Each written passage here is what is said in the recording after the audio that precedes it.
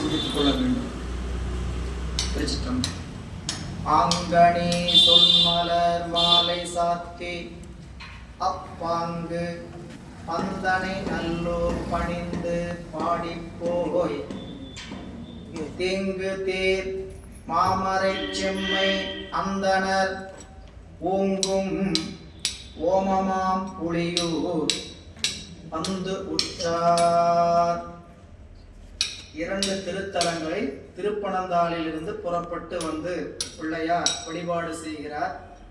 திருப்பனந்தாளில் வழிபாடு செய்த போது ஆங்கனி சொன்மலர் மாலை சாத்தி, அது பஞ்சமம் என்று சொல்லக்கூடிய திருப்பதிகத்தில், அதாவது பண்ணில் அமைந்திருக்கக்கூடிய 43வது திருப்பதிகம்ங்க.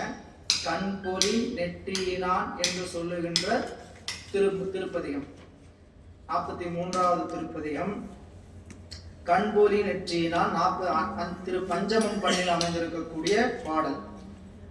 ஆங்கனி சொல்மலர் மாலை சாத்தி கண்பொலி நெற்றியினான் என்று சொல்லக்கூடிய திருப்பதிகத்தை பாடி அங்கிருந்து புறப்பட்டு பாங்கு அப்பாங்கு அதுக்கு அருகாமையில் இருக்கக்கூடிய பந்தனை நல்லூர் பணிந்து பாடி போய், பந்தனை நல்லூர் அப்படின்னு அந்த சொல்லு இந்த ஊருக்கு திருத்தலத்துக்கு ஏன் திருநாமம் அப்படி வந்தது என்பதை தலவரலாறு என்ன குறிப்பிடுன்னு பார்த்தீங்கன்னா, அம்பிகை ஆடிய பந்து வந்தடைந்த ஊர் என்பதனால் அந்த ஊர் பந்தனை நல்லூர். பந்து அப்படிங்கிறது உருட்டி விளையாடக்கூடிய அந்த அம்மானை என்று சொல்லக்கூடிய ஒரு விளையாட்டு. அந்த விளையாட்டை ஆடுகின்ற பொழுது அந்த விளையாட்டை அம்பிகை விளையாடியதாக ஒரு குறிப்பை சொல்றார். பாங்கு பந்தனை நல்லூர், இது காவிரியினுடைய வடகரையில் நமக்கு 35வது திருத்தலம். பந்தனை நல்லூர் என்று சொல்லக்கூடிய திருத்தலம் வடகரையினுடைய 35வது திருத்தலம். பாடிப்போய் அந்த திருத்தல பெருமானுக்கு பெயர் பசுபதீஸ்வரர், அம்பிகைக்கு பேரு காம்பனை தோழியம்மை, காம்பண்ண தோழியம்மை. இந்த பசுபதீஸ்வரர் என்று சொல்லக்கூடிய திருநாமம் ஒரு 2-3 திருத்தலங்கள்ல உண்டு. நம்முடைய கரூர் ஆணிலையப்பருக்கு பசுபதீஸ்வரர், இறைவனுக்கு சிறப்பு பெயர் பசுபதி. பதி என்பது இறைவனை குறிப்பது, பசு என்பது உயிர்களை குறிப்பது, உயிர்களாகி நம்மை குறிப்பது. உயிர்களுக்கும் இறைவனுக்கும் எப்படிப்பட்ட சம்பந்தம் அப்படின்னு பார்த்தீங்கன்னா, பிரிக்க முடியாத சம்பந்தம். அதனால அவர் யார்? பசுபதி அப்படின்னு அந்த பெயர்லேயே குறிப்பை சொல்லுவார் நம்மளுடைய உரையாசிரியர். நீங்க சாத்திரம் படிச்சீங்கன்னாவே இறைவனுக்கும் உயிருக்கும் இருக்கக்கூடிய சம்பந்தம் எப்படிப்பட்ட சம்பந்தம் அப்படின்னா, பிரிக்க முடியாத அத்துவித சம்பந்தம் என்று சொல்லக்கூடிய சம்பந்தம். அது பிரிந்திருக்கக்கூடிய 2 பொருள் தான், ஆனால் கலப்பினால் ஒன்றாய். உயிருக்கும் இறைவனுக்கும் இருக்கக்கூடிய சம்பந்தம் கலப்பினால் ஒன்றாய், பொருள் தன்மையால் வேறாய், செலுத்தும் தன்மையால் உடனாய் இருப்பது அத்துவித சம்பந்தம் என்பது நாம் சாத்திர நூல்களில் விரிவாக படிக்கிறோம். 2ஆம் நூற்பாவே முழுக்க அதுதான். இறைவனுக்கும் உயிருக்கும் இருக்கக்கூடிய சம்பந்தம் என்ன அப்படின்னு விளக்க எழுந்தது 2ஆம் நூற்பா அப்படின்னு படிக்க இருக்கிறோம்.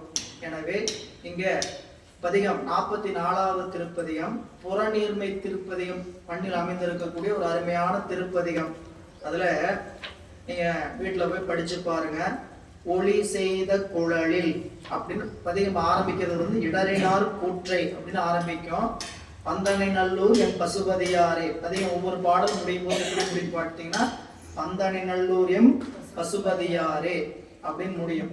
அந்த பாடல்ல நம்முடைய கரூர் சுவாமிநாதன் ஐயா அவர்கள் பசுபதி பாமாலை என்று ஒரு ஒளிநாடா செய்திருக்கிறார். பசுபதி பாமாலை என்று அதுல திருமுறையில எங்கெங்கெல்லாம் பசுபதி என்ற திருநாமம் வருகிறதோ அதையெல்லாம் தொகுத்து பாடியிருப்பார். அந்த பதிகத்துல இந்த ஒளிநாடாவில் திருமுறைகள்ல பசுபதி என்ற திருநாமம் எங்கெல்லாம் வருகிறதோ அதை தொகுத்து பசுபதி பாமாலையும் பாடியிருப்பார். அதில் பாடும்போது கேட்டு ரசிச்சவங்கள்ட்ட நான் சொல்றேன் சரிங்களா. ஒளி செய்த குழலில் அப்படின்னு அந்த பதிகம் பாடல் தொடங்கும். அந்த பாடல்ல என்னன்னு பார்த்தீங்கன்னா, ஒளி செய்த குழல், குழல் என்பது வாசிக்கக்கூடிய கருவிகள்ல பிரதானமாக இருக்கக்கூடிய காற்று கருவி. அதுக்கு தான் என்ன பேருங்க?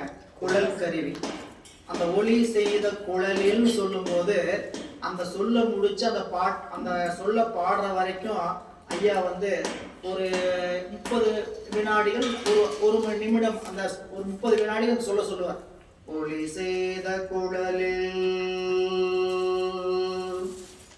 புறநீர்மை பூபாலம் பண்ணும் சரிங்களா. அதை பாடும்போது இந்த ஒலி செய்த குழலில் சொல்லும் போது முழுக்க முழுக்க பின்னாடி புல்லாங்குழலாம் வந்துட்டு வேற எந்த இசையும் இல்லாம ஒலி செய்த குழலில் அப்படின்னா புல்லாங்குழல் ஓசை வரும்.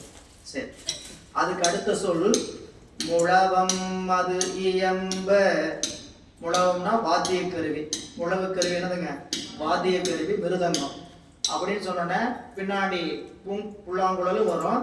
அங்கிருந்து முழவம் அது இயம்பன்னு சொல்ற இடத்துல என்ன ஆரம்பிப்பான்னு கேட்டீங்கன்னா மிருதங்கத்தை தொடங்குவாங்க.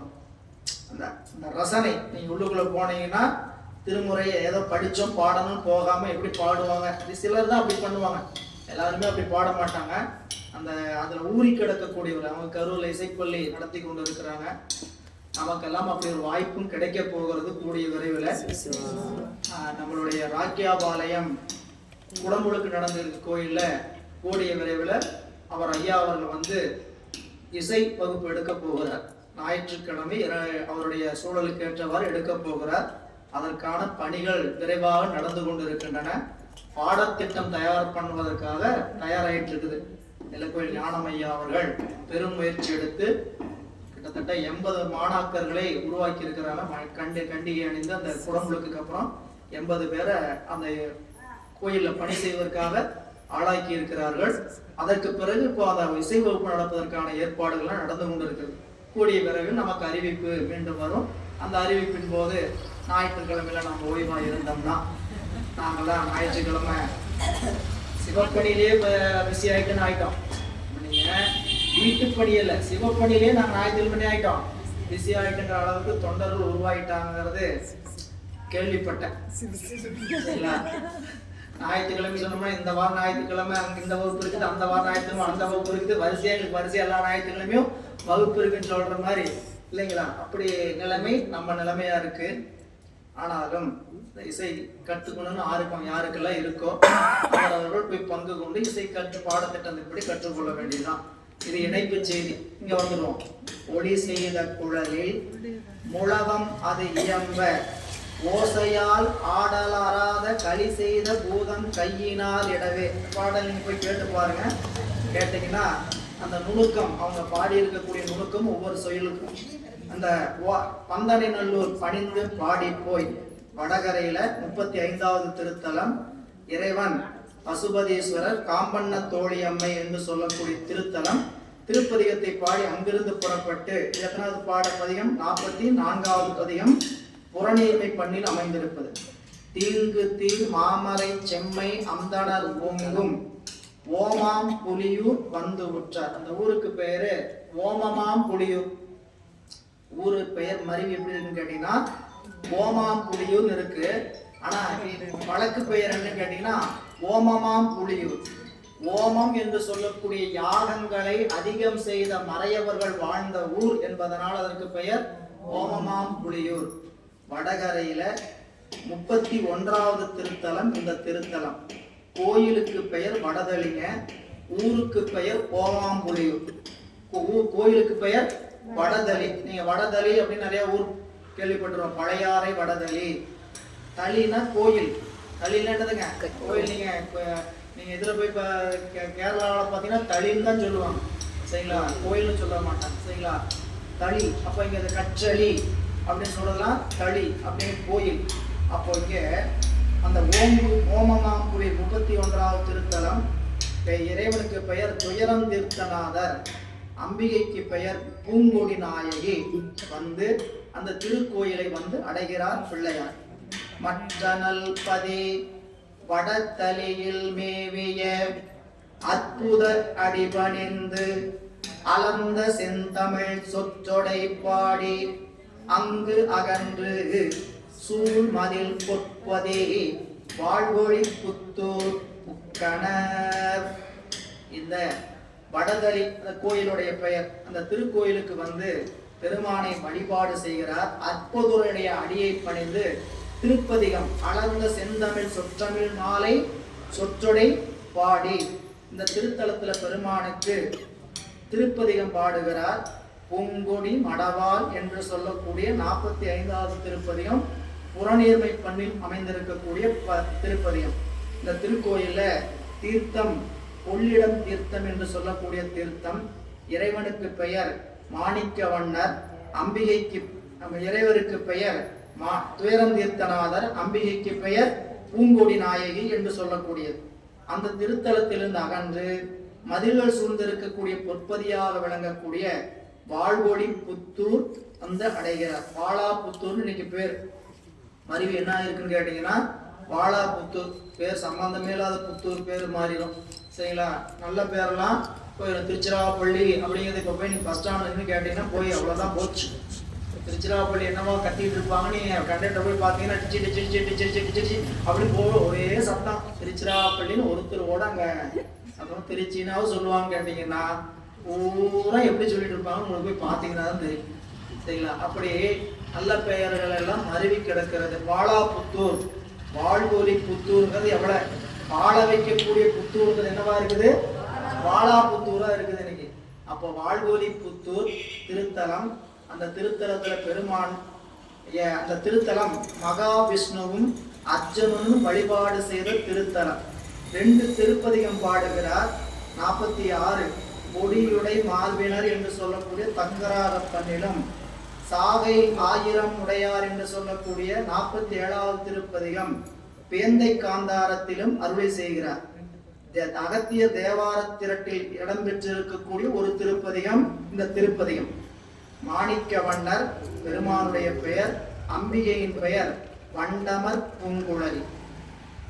சீர்வளர் கோயிலை அணைந்து தேன் மலர் கார்வளர் கண்டத்தார், சீர்வளர் கோயிலை அணைந்து தேன் மலர் கார்வளர் கண்டதாள் பணிந்து காண்பவர் பார்ப்புகழ் பதிகங்கள் பாடி நீடுவார், வார்பொழில் கடம்பையும் வணங்கி மகிழ்ந்தனர்.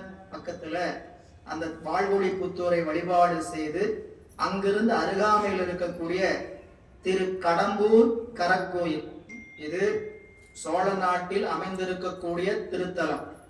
கடம்பவனம் என்று சொல்லக்கூடிய திருத்தலம் இங்க நீங்க முசிறிக்கு பக்கத்துல ஒரு கடம்பன் கோயில் இருக்கு, அதுவும் பாடல் பெற்ற தலம் தான். இது கடம்பூர் கரக்கோயில் சொல்லக்கூடியது. சீர்வளர் கோயிலை அடைந்து வாழ்வொளி புத்தூரை சென்றடைந்து தேன் பொருந்திய கருங்குவளை மலர்கள், அதான் பெருமானுடைய கண்டமா. தேன்மலர் கார்வளர் கண்டர்தான், அதாவது தேன் பொருந்திய கருங்குவளை மலர் போன்ற கருநிறமுடைய கண்டருடைய திருவடியை பணிந்து அந்த பெருமானை காண்கின்ற ஆசையோடு காண்பவராகி பார்ப்புகள் பதிகங்கள் பாடி நீடுவார். அங்கு எழுந்தெழுவாகிய பிள்ளை, நீடுவார்னா அங்கிருந்து புறப்படுகின்ற பிள்ளையார் நிறைந்த வார்போலில் நிறைந்திருக்கக்கூடிய திரு கடம்பை கரக்கோயிலை சென்று அடைகிறார். அங்கு வணங்கி வாழ்ந்தனர். அங்கு ஒரு திருத்தலம் பதிகம் பாடுகிறார். வானமர் திங்களன் என்று சொல்லக்கூடிய திருப்பதிகம்.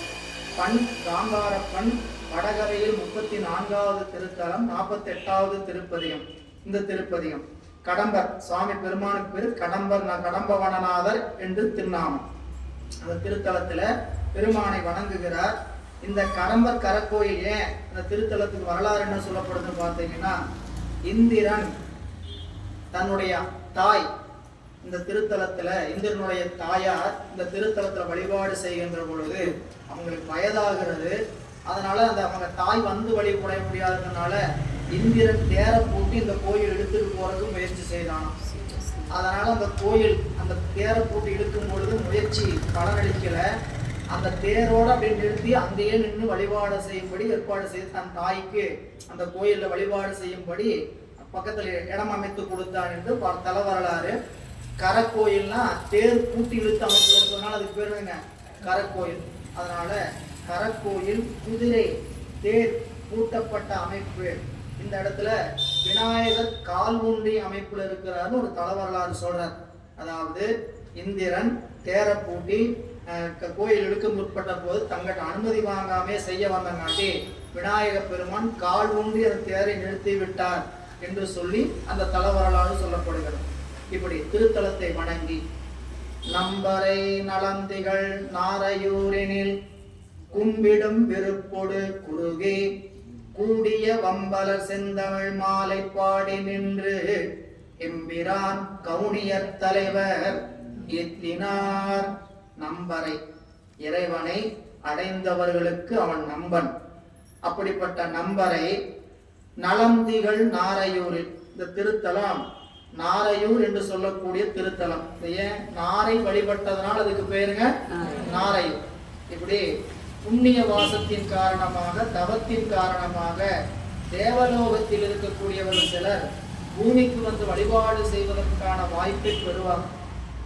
சிலர் சாபத்தினால வருவாங்க, சிலர் தவத்தினால் வருவார்கள். தவத்தினால் வந்து வழிபாடு செய்த இடம் சில உண்டு. சரிங்களா? எறும்பியூர், எறும்பியூர் என்பது எறும்புகள் வந்து தேவர்கள் எல்லாம் எறும்பாக பூசித்த திருத்தலம்.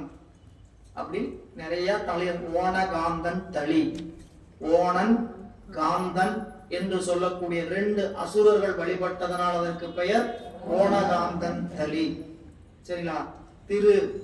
திருமுட்டம் அப்படின்னு சொல்லி படிக்கிறோம். குரங்கனில் முட்டம், குரங்கு அணில் காகம் வழிபட்டதனால் அதற்கு பெயர் குரங்கனில் முட்டம்.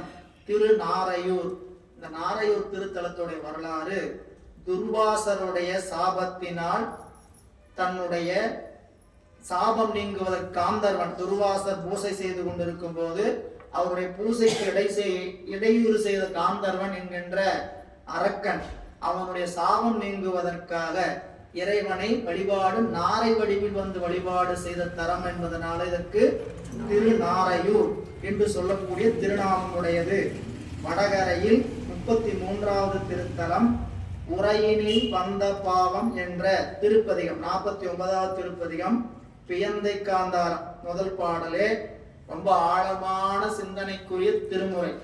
உரையினில் வந்த பாவம், எந்த உரை? வயிற்று உரையில வந்த பாவம் நீங்குவதற்கு வழிபாடு செய்த திருத்தலம் அப்படின்ட்டு ரொம்ப ஆழமான செய்திகளை உடைய திருப்பதியம் பல உடையது திருநாரையூர்.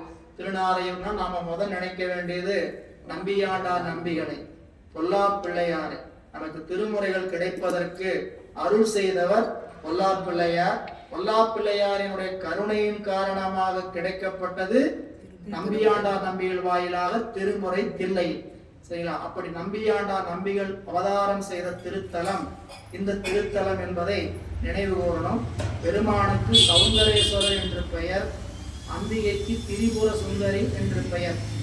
இந்த திருப்பதிகத்துல உரையினில் வந்த பாவம் என்று சொல்லக்கூடிய வகையில் அமைந்திருக்கக்கூடிய ஒரு திருப்பதிகம். அந்த திருப்பதிகத்தை அருள் செய்கின்ற நம்முடைய நாயனார் அங்கிருந்து புறப்பட்டு மீண்டும் திருத்தல யாத்திரையாக செல்லுகின்ற நிலையில சொல்கிறார். நம்பரை நலந்திகள் நாரையூரினில் கும்பிடும் விருப்பொடு குறுகி கூடிய வம்பல செந்தமிழ் மாலை பாடி நின்று எம்பிரான் கவுனிய தலைவர் ஏத்தினார். நண்பர்களே, 3 திருப்பதிகம் திருநாரையூர் அருள் செய்யப்பட்டிருக்கிறது. 1 உரையினில் வந்த பாவம் உணர் நோய்கள் உம்ம செயல் தீங்கும் குற்றம் உலகினில் வரையினில் ஆமை செய்த அவை தீரும் வண்ணம் மிக ஏத்தி நித்த நினைமின் வரை சிலையாக அன்று மதில் மூண்டெரித்த வளர்கங்குள் நங்கை வெறுவ திரையொளி நஞ்சு கொண்ட சிவன்மேய செல்வ திருநாரையூர் கை தொழவே. திருநாரையூர் கை தொழுவதனால் உரையினில் வந்த பாவம் நீங்கும் என்பது இந்த திருத்தலத்துடைய குறிப்பு.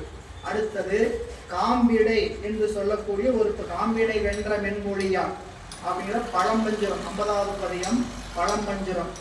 51வது பதிகம் கடலிடை வெங்கடு நஞ்சமுண்ட கடவுள் விடையேறி உடலிடையில் பொடி பூசவல்லான் உமையோடு ஒரு பாகம் அடலிடையில் சிலை தங்கி எய்தான் அம்மான் அடியார் மேல் நடலை வினை தீர்த்து வந்தானிடம் நாரையூர் தானே என்று 51வது பதிகம் பழம்பஞ்சரம். இங்க திருப்பதிகம் பாடி ஏத்துகிறார்.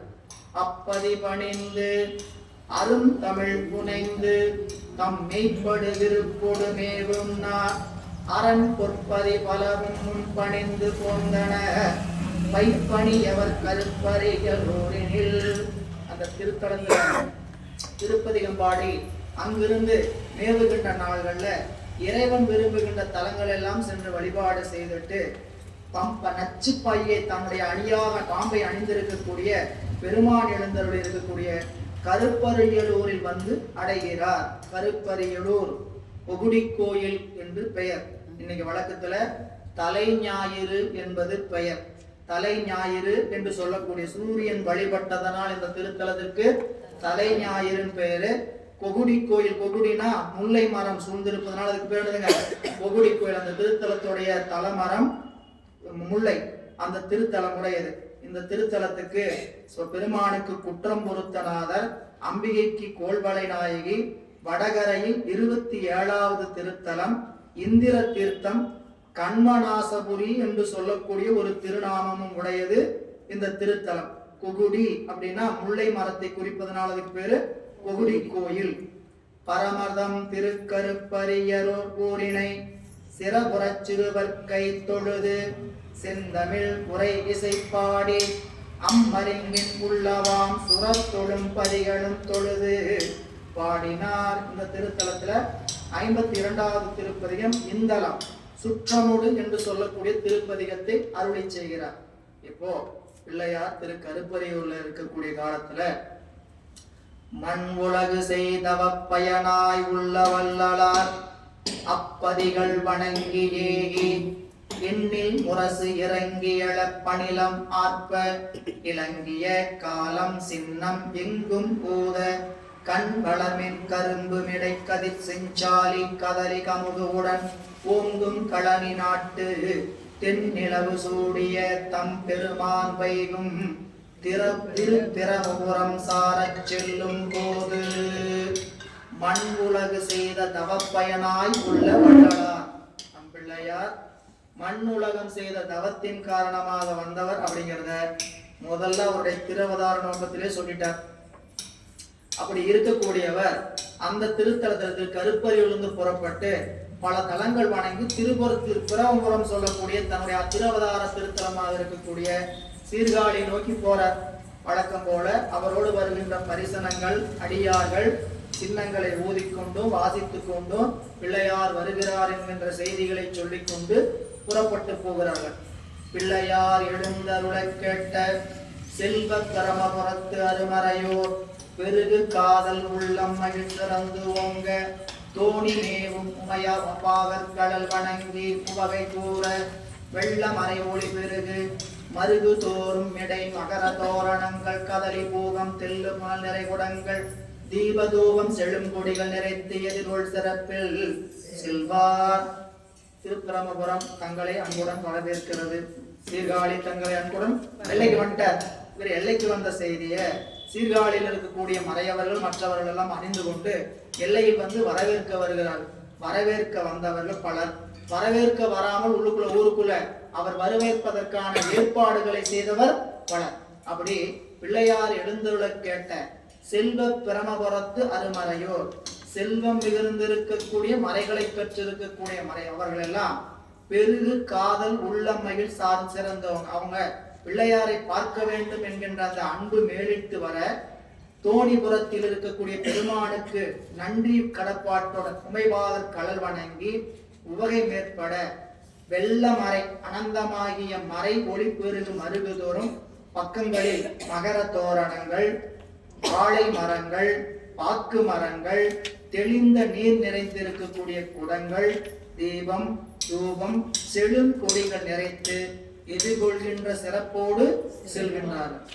ஆரணங்கள் மதுர ஒலி எழுந்து பொங்க அரசிலையும் தற்பையும் பெய்து அணிந்த வாச பூரண கும்பங்கள் நிறை கரகமேந்தி புதுமலரும் நறுப்புகளும் பொலியும் தூவி வாரணங்கு முலை உமையால் குழைத்த செம்பொன் வள்ளத்தில் அமுதுண்ட வள்ளலாரை சீரணங்கு மணிமுத்தின் சிவிகை மீது செழும் தரள குடை நிழல் கீழ் சென்று கண்டார். காட்சி பாருங்க, அப்படியே மழை சேர்க்கிறார் பெருமான்றது. ஆரணங்கள் அப்படின்னா வேதங்கள், வேதங்கள் எல்லாம் மதுர ஒளி எழுந்து பொங்க. அப்படி அந்த வரவேற்க சென்ற பூரண கும்பத்துல எப்படி நம்ம பூரண கும்பம் வைக்கணும், என்ன பண்ணணும்? அரசிலை தர்ப்பையும் பெய்து. சரிங்களா? இதெல்லாம் பெருமானுடைய அங்கங்கள், அப்படி அங்கங்களாக கருதப்படுவது. பூரண கும்பம், அந்த கும்பம்னா என்ன? கும்பத்தில் இருக்கக்கூடிய இந்த நூல்கள் என்ன, அதில் ஊற்றக்கூடிய வாசனை நீர் என்ன, அதில் வைக்கக்கூடிய தேங்காய் என்ன, இதெல்லாம் பெருமானுடைய அங்கங்களாக கருதப்படுவது அப்படின்னு வேதங்கள்ல சொல்லப்பட்டிருக்கு. பெருமானுடைய உதிர நீராக வாசனை நீர், அதுல கட்டப்பட்டிருக்கக்கூடிய நூல்லாம் நரம்புகளாக, முகமாக அவருடைய அந்த தேங்காயில் இருக்கக்கூடிய நாறு சடாமுடியாக, பெருமானுக்கு சடாமுடி விரும்பிருப்பதாக அந்த மாவிலை, உள்ளே வைக்கக்கூடிய அந்த தர்ப்பை, அது என்னதுங்க? எங்கும் இருக்கிற இறையருளாற்றல் அந்த திருக்கலசத்துக்குள்ள ஈர்த்து தரப்படுவதாக கருதப்படுகின்ற அமைப்பு. ஆண்டனா, இன்னைக்கு வணக்கம் சொன்னா சேட்டலைட் ஆண்டனான்னு சொல்றோம் இல்லைங்களா? அப்படி தர்ப்பை இதெல்லாம் அமைத்து கொடுத்து நம்மளுடைய பெரியவர்கள் இந்த வழிபாட்டு முறையை காமிச்சாங்க. அதுல அரசிலையும் தர்ப்பையும் பெய்து அணிந்த வாசன பூரண கும்பங்கள் நிறைந்த கரகத்தை ஏந்தி கொண்டு புது மலரும் நருந்துகளும் பொரியும் தூவிக்கொண்டு அவரை வரவேற்பதற்காக அந்த வழிநெடுங்க என்ன பண்றாங்க? மலர் நல்ல வாசனை மிகுந்து இருக்கக்கூடியது, திருமஞ்சன பொடிகளாக இருக்கக்கூடியது, நறும்பொறி என்று சொல்லக்கூடிய நெற்பொறிகளை வீசி பாரணங்கு முளை உமையால் குழைத்த அம்பிகை குழைத்த செம்பொன் வள்ளத்தில் பொற்கிண்ணத்தில் அமுதுண்ட வள்ளலாரை கொடுத்தவரும் வள்ளல், பால் கொடுத்தவரும் வள்ளல், குடித்தவரும் யாருன்னு கேட்டா வள்ளல். சரிங்களா? அவர் அருள் வள்ளல். நம்ம பெருமாற்றிருந்து அருளை பெற்று நமக்கு கொடுக்கக்கூடிய திபிரான் திருஞான சம்பந்தமூர்த்தி நாயனார் யான்னு கேட்டீங்கன்னா அருள் ஞான வள்ளல். அது அங்கிருந்து வந்தது, டவுன்லோட் பண்ணது என்னன்னு கேட்டீங்கன்னா ரொம்ப அந்த இது அதை வெளியே கொடுக்கிறவர் எப்படிப்பட்டதுன்னு கேட்டீங்கன்னா பொங்கி கொடுத்திருக்கிறார். பெருமானுடைய கருணைய அருளை ஞானமாக வாரி வாரி கொடுத்திருக்கிறார்னால அவர் அருட்கொடை வள்ளல், இவர் அருள் ஞான வள்ளல் என்று அங்கு சேக்கிழார் வள்ளத்தில் அமுதுண்ட வள்ளலாரை சீரணங்கு மணிமுத்தின் சிவிகை மீது அப்படியே திருப்பல்லக்கில் வராரு. அந்த பல்லக்குள் அமர்ந்திருக்கக்கூடிய காட்சியை சீர்காழி திருத்தலத்தவர்களெல்லாம் காண்கிறார்களாம். கண்ட பொழுதே கைகள் தலைமேல் கொண்டு கண் கழிப்ப மனம் கழிப்ப காதல் பொங்கி தொண்டர்களும் மறையவரும் சென்று சூழ்ந்து சொல் இறந்த மகிழ்ச்சியினால் துதித்த ஓசை என் திசையும் நிறைவித்தார். ஆடை வீசி இரு விசும்பின் வெளி தூர்த்தார். ஏழு சேர்த்தி வண்டமிழ் நாயகரும் இழிந்து எதிரே சென்று வணங்கி அவர் உடன் கூடி மகிழ்ந்து பார்த்தவர்கள் எல்லாம் உடனே கை தொழுது தலை உச்சி மேல் குவித்தார்கள். கண்ணார கண்ணாங்க, கண் கழிப்ப மனம் கழிப்ப, கண் நிறைஞ்சா மனம் நிறையும். சரிங்களா? அதுக்குதான் நீங்க இந்த குறிப்புணர்தல்னு ஒரு அதிகாரம் சொல்லியிருப்பார். நீங்க திருக்குறள் படிக்கும்போது படிச்சிருக்கோம். குறிப்புணர்தல். இந்த குறிப்புணர்தல் எது? குறிப்பை காட்டும். முகம்தான் குறிப்பை காட்டுகிற கருவி. இதற்கான கருவி மனம் என்கின்ற ஒன்றற்கான செயலை நீங்க நினைச்சாலும் நினைக்கலாலும் அதை ரிஃப்ளெக்ட் பண்ணிடும். நான் எதையுமே காமிக்க கூடாது நினைச்சிட்டு இருக்கோம். சரிங்களா? எதுவும் வெளியே தெரியக்கூடாது அப்படின்னு உள்ளுக்குள்ள போட்டு நம்ம நினைச்சிட்டு இருக்கோம். ஆனாலும் இந்த முகம் என்ன பண்ணோம்? காட்டும். புரியுங்களா? கடுத்தது காட்டும் முகம். முகம் என்ன பண்ணும்? அடுத்தது காட்டும் பளிங்கு போல நெஞ்சம் கடுத்தது காட்டும் முகம். கடுத்ததும் காட்டும், மகிழ்ச்சியும் காட்டும்.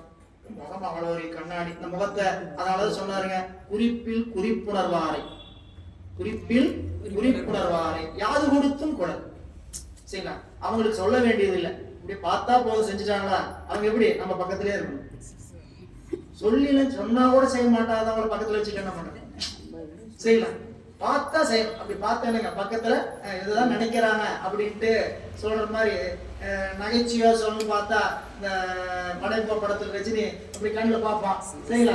எல்லாரும் அவங்க நினைக்க மாட்டாங்க, நீங்களே இருக்கிறீங்களாடா அங்க எதுக்காக அங்க பாத்தீங்களா அப்படின்னு சொல்ற மாதிரி தான் நம்ம கதை. சரிங்களா? என்ன பக்கத்துல அப்படி நினைத்து பார்ப்பதை முடித்து காட்டுவது. சரிங்களா? அப்போ பிள்ளையாருடைய வருகையை எப்படி கண்டார்கள்?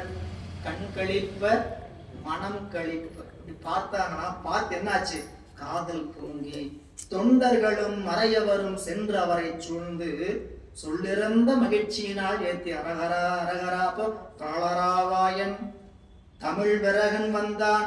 சரிங்களா? சமய பரசமய கோளரி, பிள்ளையாருக்கு பேர் என்ன, பரசமய கோளரி. கோளரினா அரி என்று சிங்கம். புரியலா? பரசமயத்தை நீக்குகின்ற சிங்கம். புரியலா? அப்படி பல வகையில எடுத்துக்காட்டுதான் இந்த சேக்கிழார் பெருமான். அப்ப இங்க சொல்லிறந்த மகிழ்ச்சியினால் துதித்த ஓசை என்னாச்சு, 8 திசையும் நிறைந்தது. நிறைந்தது மட்டுமா, இவங்கெல்லாம் அவர் எப்படி கொண்டாடி இருக்கிறாங்க. ஏன்னா ஒரு பக்கம் உரிமை, அடியார்கள் அப்படிங்கிறவங்க தாண்டி மறையவர்களுக்கு என்ன ஆயிடுச்சுன்னு கேட்டீங்கன்னா, நம்ம சமயத்துல நம்மளுடைய இனத்துல இப்படிப்பட்ட ஒருவர். சரிங்களா? அதனால ஒரு இருமா நமக்கு கிடைச்சிருக்கிறார் அப்படின்ட்டு அதை எப்படி காட்டுறாரு பாருங்க. ஏறு ஆடை வீசி இரும்பி சிம்பின் வெளி தூர்த்தார். ஆடைய இப்படி மேல போடுற ஆடை என்ன பண்ணலாம், தூக்கி போடுறத நம்ம இந்த துண்டை இப்படி மேல தூக்கி போடுற மாதிரி என்ன பண்றது, இந்த துண்டை இப்படி போட்டாரு, போடுறாங்க. இது பெருமையால போட்டாங்க. இந்த துண்டை நினைச்சா வானத்தோடைய ஆதாயத்தோடைய காட்சியை மறைக்கிற அளவு ஆளாலும் தூக்கி போட்டாங்க. சொல்ற ஆடை வீசி மகிழ்ச்சியினால் வீசிய உத்தரியம் இரு விசும்பி பெருவான் ஆகாயத்தினுடைய வெளி, அந்த வெளியை வெட்ட வெளியா இருக்கக்கூடிய பகுதியை மறைத்தது, ஆகாயத்தை மறைக்கும்படி செய்தது. ஏறு சீர்த்தி வந்தமிழ் நாயகரும், மிகுந்த புகழை உடைய பழமையான தமிழை பாடக்கூடிய அதுக்கு தலைவராகிய பிள்ளையாரும் இழிந்து எதிரே சென்று கீழே இறங்கி வணங்கி அவருடன் கூடி மகிழ்ந்து புற்றார். இறங்கினாரு. அடியார்களையும் மறையவர்களை எல்லாம் வணங்கிக் கொண்டு திருக்கோயிலுக்கு எழுந்தருள்கிறார்கள். திங்களணி மணிமாடம் இடைந்த வேதி சென்றடைந்து தெய்வ மறைக்கற்பின் மாதர் மங்கள வாழ்த்தை செய்யிரண்டு மருங்கு மல்க வானவர் நாயகர் கோயில் மருங்கு சார்ந்து துங்க நிலை கோபுரத்தை இறைஞ்சி புக்கு சூழ்ந்து திருத்தோணிமிசை மேவினார்கள் தங்கள் திருமுன்பு தாழ்ந்து எழுந்து நின்று தமிழ் வேதம் பாடினார் தாளம் பெற்றார். பெருமான் தாளம் பெற்றவராகிய பிள்ளையார் திருக்கோயிலை வணங்கி உள்ளே வழக்கம் போல் உள்ளே வந்து வணங்க வருகிறார். அப்போ வரும்பொழுதுனா நீங்க அருளாளர் சமயாச்சாரியர்களுக்கு மூர்த்தியில் காட்டிய நெறி என்னன்னு கேட்டீங்கன்னா, முதல்ல அந்த ஊருக்கு போன திருக்கோயில் பெருமான வழிபாடு செய்துட்டு தான் தன்னுடைய பணியை பார்த்திருக்கிறாங்க. இவங்க திருக்கோயிலை வழிபாடு செய்வதே தொண்டு. ஒரு வேலையா ஒரு ஊருக்கு போனாங்க. அந்த ஊருக்கு போனாலும் முதல் வழி செய்வது என்ன கேட்டா, திருக்கோயிலை சென்று வழிபாடு செய்து தான் தன்னுடைய காரியம். சொந்த ஊருக்கு திரும்பி போனா முதல் என்ன பண்ணணும், நேரா வீட்டுக்கு போயிடணும். இன்றைக்கும் பவானி போன்ற பல இடங்கள் அடியார் திருக்கூட்டத்தில் இருக்கக்கூடிய அன்பர்கள் எந்த ஊருக்கு போனாலும் கோபுரத்தை வந்து எந்நேரமானாலும் வணங்கிட்டு தான் வீட்டுக்கு போகணும். திருக்கோயில் 12 மணி 2 மணிக்கு வந்தாங்க, சரிங்களா, வந்து முதல்ல கோயில்ல ஈரக்கிரமானத்தை நிறுத்தி இப்ப கோயில வந்து வணங்கிட்டு தான் வீட்டுக்கு போவோம். நேரம் ஆச்சு இப்ப படுத்துருவோம். அப்படி இல்லை அந்த வாய்ப்பே இல்லாம சாமி பக்கத்திலே வச்சிருக்காரு, வணங்கிட்டு தான் உள்ள போகணும். அதுக்கே ஒரு தவம் சாமி கொடுத்துருக்கிறாரு, சரிங்களா. ஏன் இல்ல என்ன தூரமா இருந்தா அப்படி செய்ய அறிவு இருக்குமான்னு தெரியல. அது சாமி என்ன பண்ணி வச்சுக்கிறாரு, பக்கத்திலே வச்சுக்க. அப்படி ஒரு வாய்ப்பு. அதுதான் தவத்தின் காரணமாக சில விஷயம் அப்படி அமையும், சரிங்களா. அது நம்ம எந்த தவம் செய்திருக்கோம் இந்த பிறப்புல தெரியாது. உச்சை தவம் அடியாருடைய திருவடிப்பட்ட இடத்துல எங்கேயாவது கிடந்திருப்போம், சரிங்களா. அப்படி அவங்களுடைய எச்சில் ஏதாவது ஒரு இடத்துல இருந்திருப்போம். அதனாலதான் அந்த தவம்.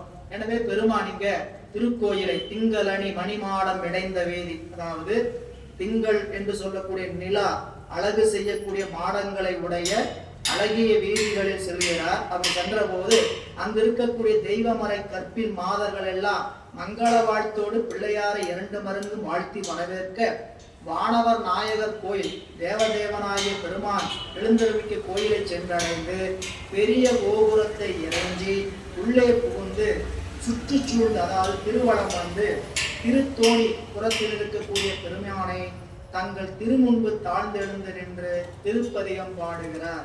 அந்த திருப்பதிகத்துக்கு என்ன பேர் சொல்றாரு, தமிழ் வேதம் பாடினார். வேதத்தை நம்ம படிக்கலன்னு கவலையே இருக்கக்கூடாது. நம்ம எத்தனை வேதம் படிக்கிறோம், 12 திருமுறைகளாகிய வேதம், அத்தனையும் வேதத்தினுடைய மாற்று மொழி. அவ்வளவுதான். வேத மொழிபெயர்க்கப்பட்டு நம்மளுடைய பெரியவங்க வேதத்தை என்ன பண்ணியிருக்கிறாங்க, இறைவன் உள்ளிரு, இறைவன் வேதத்தையும் ஆகமத்தையும் செய்தது ஒரே காரணம் தான். செய்யலாம், உயிர்களாக இருக்கக்கூடிய நாம் அனைவரும் அவனை அறிந்து உணர்ந்து அனுபவிக்கும். காரணம் 3 தான். இறைவனை அறிய வேண்டும், இறைவனை உணர வேண்டும், இறைவனை அனுபவிக்க வேண்டும். 3 வேற வேற செயல்.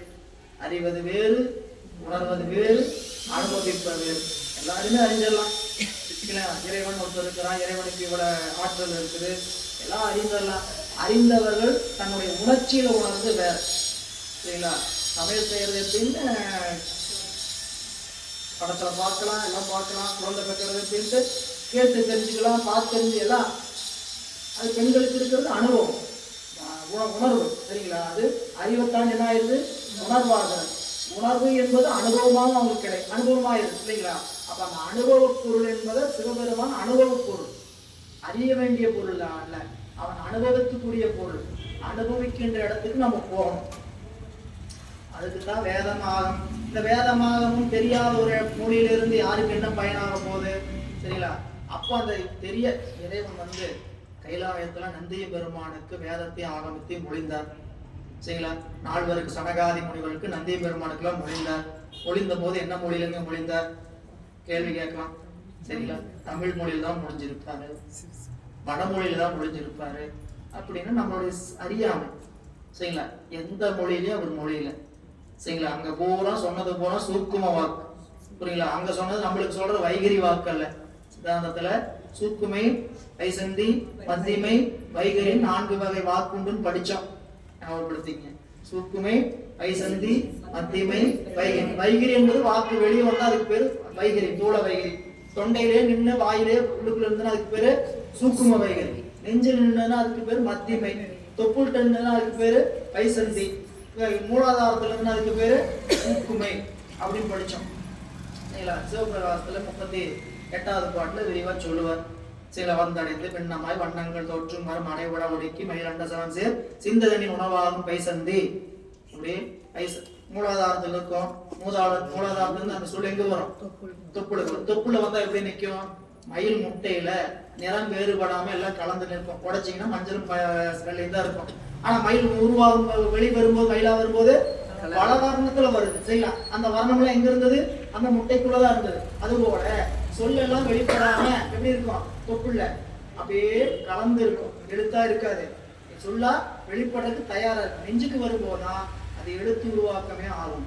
சரிங்களா? அப்ப எழுத்து உருவாக்கம் ஆகிற இடத்துல சொல்லல சாமி. சாமி என்ன சொல்லிட்டாரு? சூக்குமை வாக்குலயே உணர்த்திட்டார். அது யாருக்கு உணர்த்துவார்? நமக்கா? நமக்கு எப்படி உணர்த்துவான்னு சொல்லியிருக்குது? சகலர்களுக்கு இறைவன் முன்னிலையில் வந்து உணர்த்துவார். சரி, படற்கையில் உணர்த்துவார், தன்மையில் உணர்த்துவார். தன்மையில உணர்த்துறது வேற, முன்னிலையில உணர்த்துவார். நமக்கெல்லாம் படற்கை. குருநாதனுக்கு உள்ளிருந்து. சரிங்களா? சகலருக்கு நம்மை போல், சகலருக்கு மான்மழுவோடையோ அறிவுக்கறி. அப்ப அறிவுக்கறிவா உணர்த்தது யாருக்கு? விஞ்ஞானகலருக்கு. புரியுங்களா? அப்ப விஞ்ஞானகலராகி அவங்களுக்கெல்லாம் அங்க மொழிந்த வாக்கு என்னன்னு கேட்டீங்கன்னா சூக்குமையா அறிவுக்குள் அறிவா உணர்த்திட்டார். நீங்க அங்க ஆராய்ச்சி பண்ணிட்டு தமிழ் மொழியில சொல்லப்பட்டதா வடமொழியில சொல்லப்பட்டதா எது பெருசு? எந்த மொழியில படிச்சாலும் நமக்கு புரியணும். முதல் புரிஞ்ச மொழி நம்ம ஏத்துக்க வேண்டியதுதான். சரிங்களா? அப்ப தமிழ் மொழி என்கின்ற வடமொழிங்கிற பேதம்லாம் அங்க வெளி உலகத்தில் இருக்கக்கூடிய பேதம். சரிங்களா? ஒருத்தர் தூஷணம் பண்ணிட்டு இருக்கக்கூடிய சூழல் அது அல்ல வேலை. நம்ம வேலை நாம படிக்க வேண்டியது இறைவனை அறியணும், அனுபவிக்கணும், உணரணும், உணர்ந்து அனுபவிக்கணும். அதுக்கு சொல்லப்பட்ட வேதங்களை தமிழாக்கம் செய்து கொடுத்தவர்கள் அருளாளர்கள், நம்மளுடைய அருளாளர். அவ்வளவுதான். சரிங்களா? அதுல நாம கொஞ்சம் கிஃப்டட், நாம கொஞ்சம் பெருமைக்குரியவர்கள். எப்படி பெருமைக்குரிய? மாதவத்தை செய்த தென் திசை வந்து பிறந்திருக்கும். நமக்கு என்ன வாய்ப்புன்னு கேட்டீங்கன்னா, தமிழகத்தை தாண்டி நீங்க எடுத்துக்கிட்டு இந்த திருமுறைகள் மற்ற மந்திரங்களை எல்லாம் சிறப்பாக செய்யப்படக்கூடிய இடம் எங்கேயும் இல்லை. சரிங்களா? குறைந்த அளவுதான் இருக்கு. அப்படிப்பட்ட ஒரு பெரும் வாய்ப்பை, நமக்கு ஒரு பெரும் சூழலை இறைவன் இந்த மண்ணுக்கு கொடுத்திருக்கிறார். அது இறைவன் செய்திருக்கக்கூடிய கருணை. சரிங்களா? மாதம் நீங்க உலகளாவி பார்த்தீங்கன்னா இந்தியாவில இருந்து கூப்பிடக்கூடிய வெளிநாட்டுக்கு பேச போறோம். புரியல? அப்ப போறவங்க எல்லாம் என்னன்னு கேட்டீங்கன்னா பெரும்பான்மை தமிழகத்துல இருந்து ஏன்னு கேட்டீங்கன்னா இந்த மண்ணினுடைய தவம். இந்த மண்ணில் அப்படிப்பட்ட அருளாளர் நமக்கு வாழ்ந்திருக்கிறாங்க, வாழ்ந்து கொண்டு இருக்கிறார். புரியுங்களா? அப்படி தமிழ் வேதம் பாடினார். இங்க சொல்ற நம்ம சுந்தரமூர்த்தி நாயனார் ஒரு இடத்துல நம்ம தமிழ் நாதன்னே படிச்சோம். புரியுங்களா? அப்ப என்னன்னு கேட்டீங்கன்னா இந்த பூமிக்கு அவங்க தமிழகத்தில் நமக்கு செஞ்சிசில கிடைத்த பேர் நமக்கு அருளாளர்கள்.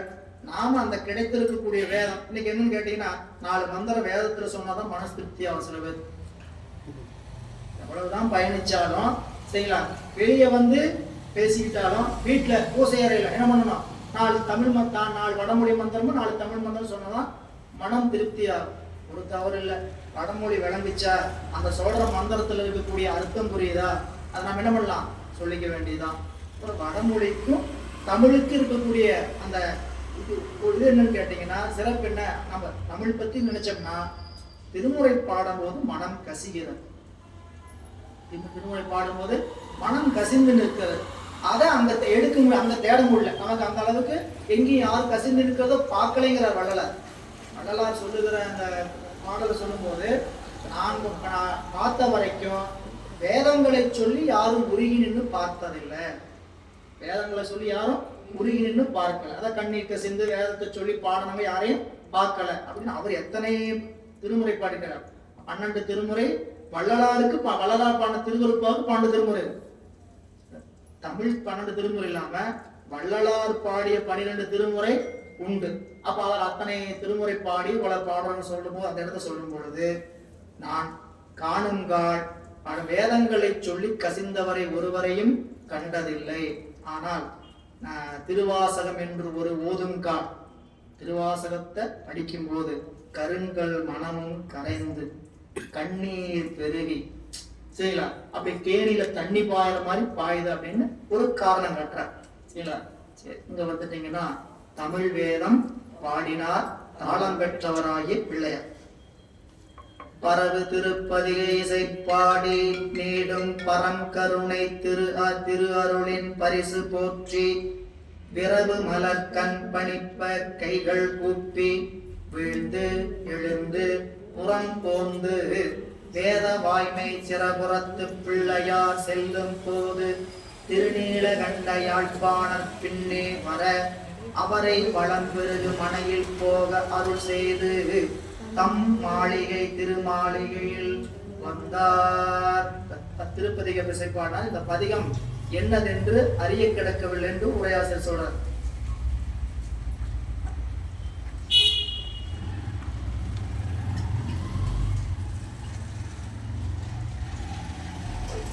சிவகமணி ஐயா அவர்கள் இந்த திருப்பதிகம் என்னன்னு தெரியல என்று குறிப்பு. அதாவது ஏன் அப்படின்னா அறிந்த வரைக்கும் சொல்லி இருக்கிறாங்க. சில பதிகம்ல எந்த சூழல்ல பாடப்பட்டதுன்னு சேக்கிழார் பெருமான் சொல்லல. சேக்கிழார் பெருமான் இந்த பதிகத்தை இந்த இடத்துல பாடனான்னு ஒரு குறிப்பு கொடுத்துக்கிட்டே போறார். திருக்கரைப்பறையில் போனா ஒரு பதிகம் தான் இருக்குதா, அந்த ஒரு பதிகம் இந்த இடத்துல தான் பாடப்பட்டிருக்கு குறிப்பு கொடுத்துட்டார். இப்போ நீங்க திருஞான சம்பந்தமூர்த்தி நாயனாருடைய திருப்பதிகம் பாராயணம் பண்ணும்போது கடைசியில போனீங்கன்னா சீர்காழிக்கு மட்டும் ஒரு 30 பதிகம் இருக்கும். சீர்காழிக்கு அவர் 4-5 தடவை வந்தப்போ பாடின பதிகம்னா இடையிலே இருக்கும். கடைசியா போனீங்கன்னா ஒரு 30 பதிகம் இருக்கும். இந்த 30 பதிகம் என்னன்னு கேட்டீங்கன்னா எந்தெந்த இடத்துல எந்தெந்த நேரத்துல பாடப்பட்டதுன்னு தெரியல. அதனால அதை கொண்டு போய் கடைசியை வைத்திருப்பாங்க. அதை அங்க பார்த்துக்கணும். அப்படிங்க பரவு திருப்பதிகை பாடி அங்கு பெருமானுடைய திருவருளினுடைய பரிசை பெற்று அவருடைய திருவருளை பெற்று போற்றி பொருந்திய மலர் கண்பணிப்ப கண்ணீர் மல்க இறைவனை கைகூப்பி விழுந்தெழுந்து வெளியே வந்து வேத வாய்மை சிறபுறத்து பிள்ளையார், வேதத்தில் சொல்லப்பட்ட வாய்மைக்கு உருவமாக இருப்பவர் சீர்காழி பிள்ளையார். வேதத்துல சொல்லப்பட்ட வாய்மை, அதுல சொல்லப்பட்ட பொருள் என்ன சொல்லி இருக்குதுங்கிறதுக்கு உருவத்தை பார்க்கணும்னா எங்க பார்க்கணும், திருஞான சம்பந்தமூர்த்தி நாயனார் தான் அப்படின்னு ஒரு குறிப்பை சொல்ற. வேத வாய்மை சிறபுறத்து பிள்ளையார். இந்த பதிகத்துல ஒரு குறிப்பு, அதாவது பின்னாடி பார்க்க போறோம். சீர்காழி 12 திருநாமத்தை உடையதுன்னு படிச்சோம். சரிங்களா? அது பிரமபுரம், தோணிபுரம், கழுமலம், சீர்காழி, புறவம், வெங்குரு அப்படின்ட்டு நம்ம சிவகுமார் ஐயா, சென்னை சிவகுமார் ஐயா அவர்கள் ஒரு ஒளிவு நாடா, நீங்க அதாவது ஷார்ட்ஸ் பார்த்துருப்பீங்க. யாராவது நமக்கு வழிமொழி திருவிழாவுன்னு ஏற்கனவே ஒரு பதிகம் உங்களுக்கு நம்ம அடிக்கடி சொல்லுவோம். தமிழை நல்லா படிக்கணும்னா உச்சரிப்பு சரியா வரணும்னா இந்த வழிமொழி திருவராகத்தை தினசரி படிங்க வாய் விட்டு அப்படின்னு சொல்லியிருப்போம். இந்த வழிமொழி திருவராகத்தை எடுத்து படிச்சா சீர்காழியுடைய 12 பெயர் வரிசை எழுதிங்க சரிங்களா. அந்த 12 பெயரை 2வது எழுத்து எது இருக்குதோ அந்த எழுத்து தான் அந்த ஒவ்வொரு பாட்டியும் சிறப்பு சொல்ல வரும் சரிங்களா. சுரர் உலகு நரகல் பயில்தான் அணிதல மரணழிய அரணமதிமு புறமேறிய அப்படின்னு சொல்லக்கூடிய பாடல். அதுல மெல்லின ரகரம் சரிங்களா. அந்த ரகரம் தான் 2வது எழுத்து. அந்த 2வது எழுத்து பார்த்தீங்கன்னா உங்களுக்கு குழு நான் பதிவு நினைச்சேன் அனுப்ப பார்க்கணும் குழு பதிவு. இந்த 2வது எழுத்து ரா. இந்த ராங்கிற எழுத்தை வச்சுக்கிட்டு பாடியிருப்பார் இந்த பாடல் முழுக்க. முதல் பாடல் இறைவனுக்கு அந்த திருத்தலத்துல முதல் பெயர் திரு பிரம்மபுரம். பிரம்மபுரத்துல பி ரா. அந்த ரா தான் 2வது எழுத்து. அதே போல ஒவ்வொரு பாடல் இப்படியெல்லாம் அந்த அருள் நுணக்கத்தோட அந்த பெருமானுடைய கருணை அந்த பாடல் வைக்கிறாங்க. அந்த பாடல் பாடும்போது இந்த சொல்ல நாம நல்லா எழுத்த நல்லா சொல்லணுங்கிறதுக்காக அமைக்கப்பட்ட ஒரு பாடல். அந்த திருத்தலத்தினுடைய பெருமையை சொல்லணும்னு எடுத்த பாடல். அந்த திருத்தலத்துடைய திருநாமத்தை அப்படி வச்சு பாடியிருக்கிறாருன்னா அவருடைய அருட்தன்மை. எனவே தமிழ் படிச்சார போய் எங்கேயாவது நல்லா சிந்திச்சு பாருங்க. 16 வயதுல இறைவனுடைய திருவடியை சார்ந்துட்டார் சரிங்களா. 3 வயதுல பாட தொடங்கினார். இப்ப அவர் வரக்கூடிய இடம் 7 வயது. அவருக்கு உபநயனம் நடக்க போகுது. உபநயனம் நடக்கும் போது பாடிய பதிகம் அந்த திருப்பதிகம் சரிங்களா. அந்த 7 வயதுல அவர் எந்த தமிழை போய் படிச்சாரு? நீங்க அந்த பதிகத்தை எடுத்து வாய் பெறலாம படிச்சு பாருங்க. வழிமொழி திருவராகம் சொல்லக்கூடிய அந்த பதிகத்தை வாய் பெறலாம ஒரு முறை முதல்ல படிக்கும் போதே வாய் பெறலாம படிக்கணும் சரி. தொடர்ச்சியா படிச்சுட்டு இருந்தா வந்துடும். முதல் தடவை படிக்கும் போதே அந்த பதிகத்தினுடைய சொல் அமைப்பு சரிங்களா அவ்வளவு அருமையா பாடம். இசை நுணுக்கத்தோட அந்த இலக்கண குறிப்போட இத்தனை அருள்தன்மை இருந்தால்தான் பாட முடியுது. அதுல இருந்தே விளங்க வேண்டாம். இறைவனுடைய அருள்தன்மை இருக்கிறதுனாலதான் அவங்களால என்ன பண்ணி இருக்க முடியுது அப்படி பாட முடியுது இல்லைங்களா. அப்போ அங்க சொல்கிறார் சிறபுறத்து பிள்ளையார் செல்லும் போது திருநீலகண்ட யாழ்ப்பாணரும் பின்னே வர. அவர் திருப்பதிகத்தை இசை பாடுறதுக்காக ஒரு கூடையே வந்துட்டு இருக்கிறார். அவருடைய பயணம் தொடர்ந்து கொண்டிருக்கு. அப்போ அவர் இப்ப அவருக்கு 7ஆம் வயது உபநயனம் நடக்கும் போது அவருடைய குலத்தின் சார்பாக அவருடைய மரபு சார்பாக அவருக்கு 7ஆம் வயதுல பூணூல் கல்யாணம் நடக்க போகுது. இப்ப அவருக்கான வேலை அதற்கான சூழல் அங்கு இல்லைங்கிறனால அவருக்கான இடைவெளியை கொடுக்கிறார் பிள்ளையார். அவர் அவருடைய ஊருக்கு போயிட்டு வாங்க அப்படின்னு ஒரு வாய்ப்பை கொடுக்கிறாரு. ஒரு குறிப்பு சொல்றார். திருநீலகண்ட யாழ்ப்பாணர் பின்னே வர அவரை பழம்பெரும் மனையில் போய் வர அருள் செய்து தம் திருமாளிகையில் வந்தார். மறையவர்கள் அடி போற்ற தந்தையாரும் மருங்கணைய மாளிகையில் அணையும் போது நிறை குடமும் மணிவிளக்கும் முதலாய் உள்ள நீதிமறை குலமகளிர் நெருங்கி ஏந்த இறைவர் திருநீற்று காப்பு ஏந்தி முன் சென்று ஈன்ற தாயார் சாத்தி இறைஞ்சி ஏத்த முறைமை அவருக்கு அருள் செய்து மடத்தில் புக்கார் முதல்வர்பால் மணிமுத்தின் சிவிகை பெற்றார். அப்போ அவர் தன்னுடைய இல்லத்துக்கு வர்றாரு.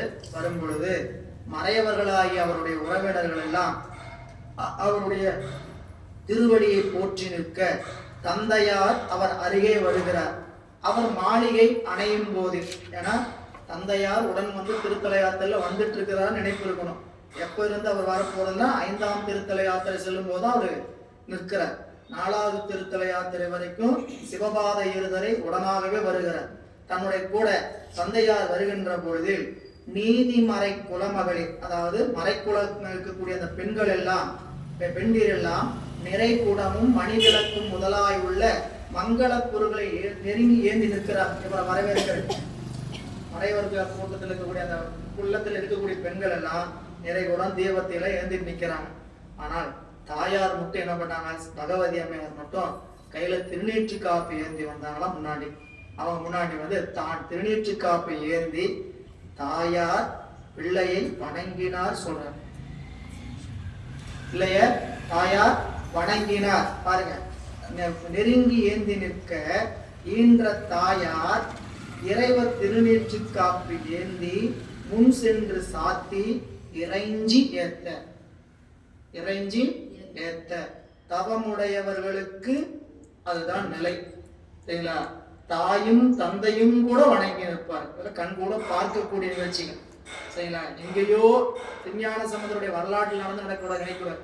இன்னைக்கு நடக்கக்கூடிய நிகழ்ச்சி இதெல்லாம். சரிங்களா? தாயும் தந்தையும் வணங்கி நிற்கிறது எப்படின்னு கேட்டீங்கன்னா தவம் தாங்க. தவத்தினுடைய முதிர்ச்சி. அவன் அந்த அர்த்தம் சொல்ற சொல்லும் பொழுது ஈன்ற தாயார் இறைவர் திருநீற்று காப்பு ஏந்தி முன் சென்று சாத்தி இறைஞ்சி ஏத்த. இறைஞ்சி ஏத்த என்பது துதித்து வணங்கி நின்று வழி வாழ்த்தி முறைமை அவருக்கு அருள் செய்து அவங்க அப்படி இறைஞ்சி ஏத்தி வணங்கி நிற்கும் போது அவங்களுக்கு எப்படி முறையாக அருள் செய்யணுமோ அதை செஞ்சாராம். முறைமை அவருக்கு அருள் செய்து தன்னுடைய மடத்தில் புகுந்தார். முதல்வர் பால் மணிமுத்தின் சிவிலை பெற்றவர்.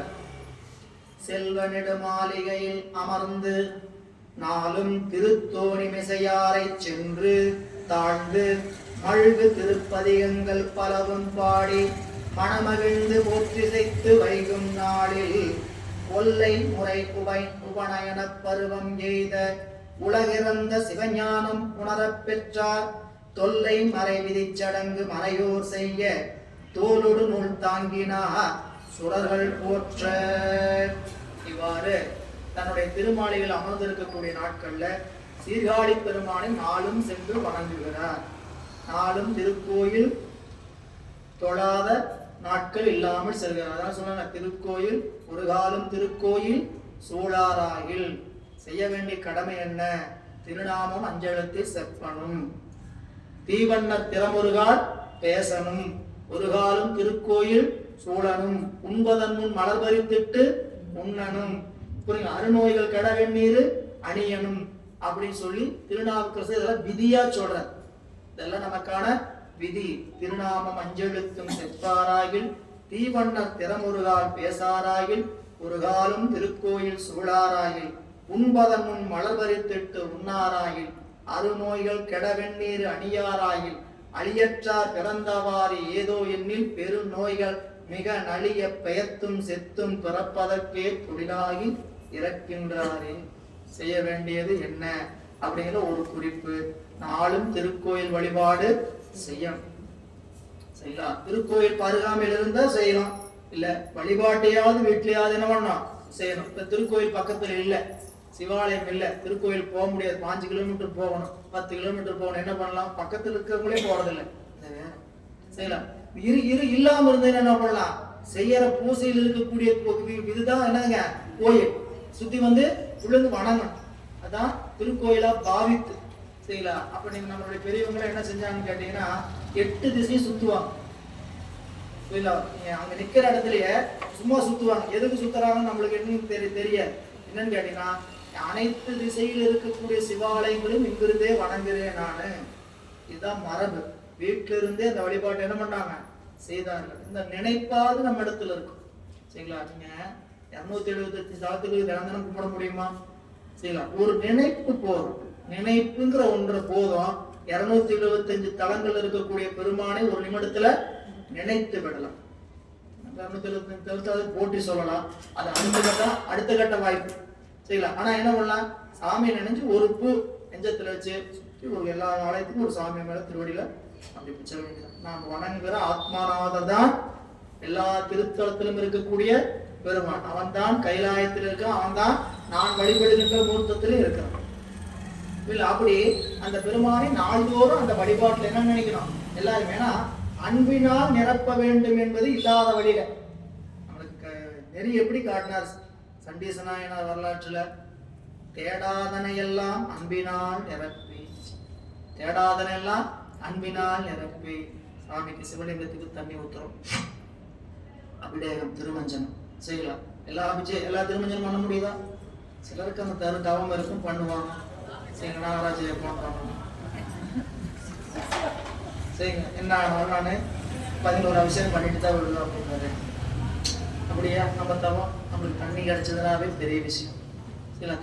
தண்ணி தான் கிடைச்சது செய்யலாம். இங்கே அடியார் வீட்டுக்கு போனா பால் கொடுப்பாங்க, ஏதாவது கொடுத்தாங்கன்னா செய்யலாம். செய்யலாம். திருமஞ்சனமா இவ்வளவுதானா அப்படின்னா அவ்வளவுதான் இல்ல. செய்யலாம். நீங்க என்னென்னலாம் செய்யணும்னு ஆசைப்படுறோம். பூசைன்னா என்ன? நம்ம ஆசையை நாங்க பெருமாளுக்கு ஆத்மார்த்தமா செய்யறதுக்கான பூசை. சரியா? என்னென்ன செய்ய முடியும்? தண்ணி ஊத்த ஆரம்பிச்சு கலச நீர் காலியாக இருக்குள்ள அத்தனை விஷயம் முடிஞ்சிடும். தண்ணி ஊத்துறோம். தண்ணி ஊத்துனதுக்கு அப்புறம் ஆணைந்து தினம் வைக்கிறோமா? வைக்க முடியாது. அடுத்து ஆணைந்து ஊத்துறேன், சாமி எடுத்துக்கங்க, ஆணைந்து ஊத்தியாச்சு, மலர் வச்சாச்சு, தீவிரம் காமிச்சாச்சு, தண்ணி பாட்டில் ஊத்திக்கிட்டே இருக்கும். கலச நீர் பாட்டு சாமிக்கு அப்படியே ஆயிட்டே இருக்கு. ஆனா என்ன ஆகணும்? திரும்ப ஆணைந்து ஊத்துறேன், அரிசி மாவை அப்படியே ஊத்துறேன், அடுத்து திருமஞ்சனம் ஓடுது, மஞ்சள் விடுது, அடுத்து பஞ்சாமிரதம், தேனி எல்லாம் கொடுங்க. தண்ணி மட்டும்தான் போகுது. ஆனா நினைப்புல என்ன போகுது? எல்லாம் கலந்து போகணும் சாமிக்கு. சரிங்களா? வேடாதனவெல்லாம் அன்பினில் நிரப்பி. சரிங்களா? நீங்க என்னென்ன பரிவட்ட சாமிக்கு சூட்டன்னு நினைக்கிறீங்க, என்னென்ன சோட சுபச்சாரம் பண்ணு நினைக்கிறீங்க, எல்லாத்தையும் செய்யலாமே ஆத்மார்த்த பூசையில செய்யலாம். நீங்க கோயில்ல போனா கூட இந்த நினைப்பெல்லாம் அங்க செஞ்சு பார்க்க முடியாது. நமக்கு வாய்ப்பு அப்படி கொடுத்திருக்கிறார் செம்ம பெருமான் ஆன்மார்த்த பூசை. அதுதான் இங்க சொல்றார். சொல்லும் பொழுது செல்வ நெடுமாளிகையில் அமர்ந்து நாளும் திருத்தோணி விசையாரை சென்று தாழ்ந்து மல்கு திருப்பதியங்கள் பலவும் பாடி. என்ன பதியம்? சரி, ஒரு வகை எப்படி நினைக்கலாம், சாமி நிறைய சம்பந்தமூர்த்திகள் நிறைய பதியம் பாடி இருக்கலாம். அது கிடைக்கல. ஏன்னா கிடைச்சதெல்லாம் சொற்பம்னு சொல்லிட்டார். தில்லையில கிடைச்ச திருப்பதியம்லாம் மிக குறைவு. நம்மளுடைய அப்பர் சாமி தான் குறிப்பு கிடைச்சிருக்குது. 49,000 பாடல். 49,000 பாடல 3,200 பாடல் தான் கிடைச்சிருக்கு. இல்ல, இப்ப 49,000 பாடல் அவரு பாடி இருக்கிறாரு. அப்படி அவருக்கு எத்தனை ஆண்டுகள் பதிகம் பாடுவதற்கு வாய்ப்பு? 20 ஆண்டுகள். இல்லைங்களா? பிள்ளையாருக்கு 13 ஆண்டுகள். அப்ப இவர் எத்தனை பாடல் படிக்கலாம்? அவரோட பதிகம் அதிகமா கிடைக்கப்பட்டவர் நம்ம ஞானசம்பந்த மூர்த்தினார். அவருடைய பாடல் எவ்வளவு கிடைச்சது? இதுல கிடைக்கல. அப்ப அப்படி பாடி இருக்கலாம். இல்லாட்டி சீர்காழிக்கு போனார், ஏற்கனவே பாடின பாட்டை ஒரு பதிகத்தை எடுத்து பல முறை பல பதிகங்களை அப்படியும் பாடி இருக்கு. இதுதான் கற்பனை. அப்படி பாடக்கூடிய நிலையில, ஏன்னா திருக்கோயில் மூலம் சாமியை திருமுறை பாடணும். சரிங்களா? திருமுறை பாடணும். அந்த திருமுறைகள் பாடுவதற்காக தான் திருமுறைகள் ஓதாய். திருமுறைகள் ஓதாய், திருமுறைகளோ தாய். திருமுறைகள் ஓதாய், திருமுறைகளோ தாய். அந்த திருமுறைகள் நமக்கு என்னதுங்க? செல்வம். அது திருமுறை வெறும் சொல்லாத கலக்க கூடாது. திருமுறைகள் மந்திரங்கள். சரிங்களா? அது நம்மளுடைய வாழ்வுல பெரும் மாற்றத்தை செய்யுங்கிறத நம்ம ஓதிக்கொண்டே இருக்கணும். திருமுறைகள் என்னன்னு கேட்டீங்கன்னா வெறும் படிச்சுட்டு போறதுக்கு இல்ல, நம்ம என்ன பலனுக்காக படிக்கிறோம். சில பேர் என்ன சூழல் என்ன பலனுக்காக 2 பதியம் படிக்கிறோம். அந்த சூழல் இல்ல, நாள்தோறும் திருமுறைகளை ஓதுகிற பழக்கம் வச்சுக்கணும். அது இங்க சொல்ற பல்கு திருப்பதிகள் பலவும் பாடி மனமகிழ்ந்து போற்றி சித்து அங்கு தங்கி அங்க சீர்காழியில் இருக்கக்கூடிய வைகும் நாட்களில் ஒல்லை முறை உபநயன பருவம் எய்த. விரைவாக வரக்கூடிய வயசு ஒல்லை பருவம் சேர்ந்து கேட்டீங்கன்னா வயசு வேகமா கூட்டிகிட்டே போகும். அதனால அங்க என்ன சொல்லிட்டாருங்க? ஒல்லை முறை விரைந்து முறைப்படி வரும் உபநயன பருவம் 7 வயது. 7 வயது என்பது எல்லா சமயத்தவருக்கும் உண்டு. இன்னைக்கு அந்த சமயத்தெல்லாம் விட்டு ஒரு சமயத்துல இருக்கக்கூடிய சைவ, அதாவது ஆதி சைவர் என்று சொல்லக்கூடிய சிவாச்சாரியார் குடும்பத்துல மட்டும்தான் 7 வயதுல என்ன பண்றான்? பூணூல் கல்யாணம். சில மரபுல வேற மரபுலையும் செய்யறாங்க. பூணூல் பண்டிகை சொல்லக்கூடியது செய்யறாங்க. 7 வயதுல செய்யற அந்த உபநயனம் 3வது கண் பெறுதல். 3வது கண் பெறுதல். இது வரைக்கும் உலகத்தை பார்த்திருந்த எருகண் தாண்டி அகத்தில் இருக்கக்கூடிய பார்வை எங்க செலுத்தணும்? அகத்தை நோக்கி செலுத்தணுங்கிறதுக்காக உபநயனம். பூநூல் உடம்ப குறுக்க போடுறாங்க. அது உடம்பையும் உயிரையும் பிரித்து காணுகின்ற அறிவை இறைவனையும் பெற வேண்டிய பிரம்மஞானம். எதுக்காக அது அணியப்படுதுன்னு கேட்டீங்கன்னா, பிரம்மஞானம் பெறுவதற்காக. என்ன பிரம்மஞானம்? இந்த உடம்பு வேறு, இந்த உயிர் வேறுங்கிற ஆராய்ச்சி எத்தனை வயசுல தொடங்குது? 7 வயதுல.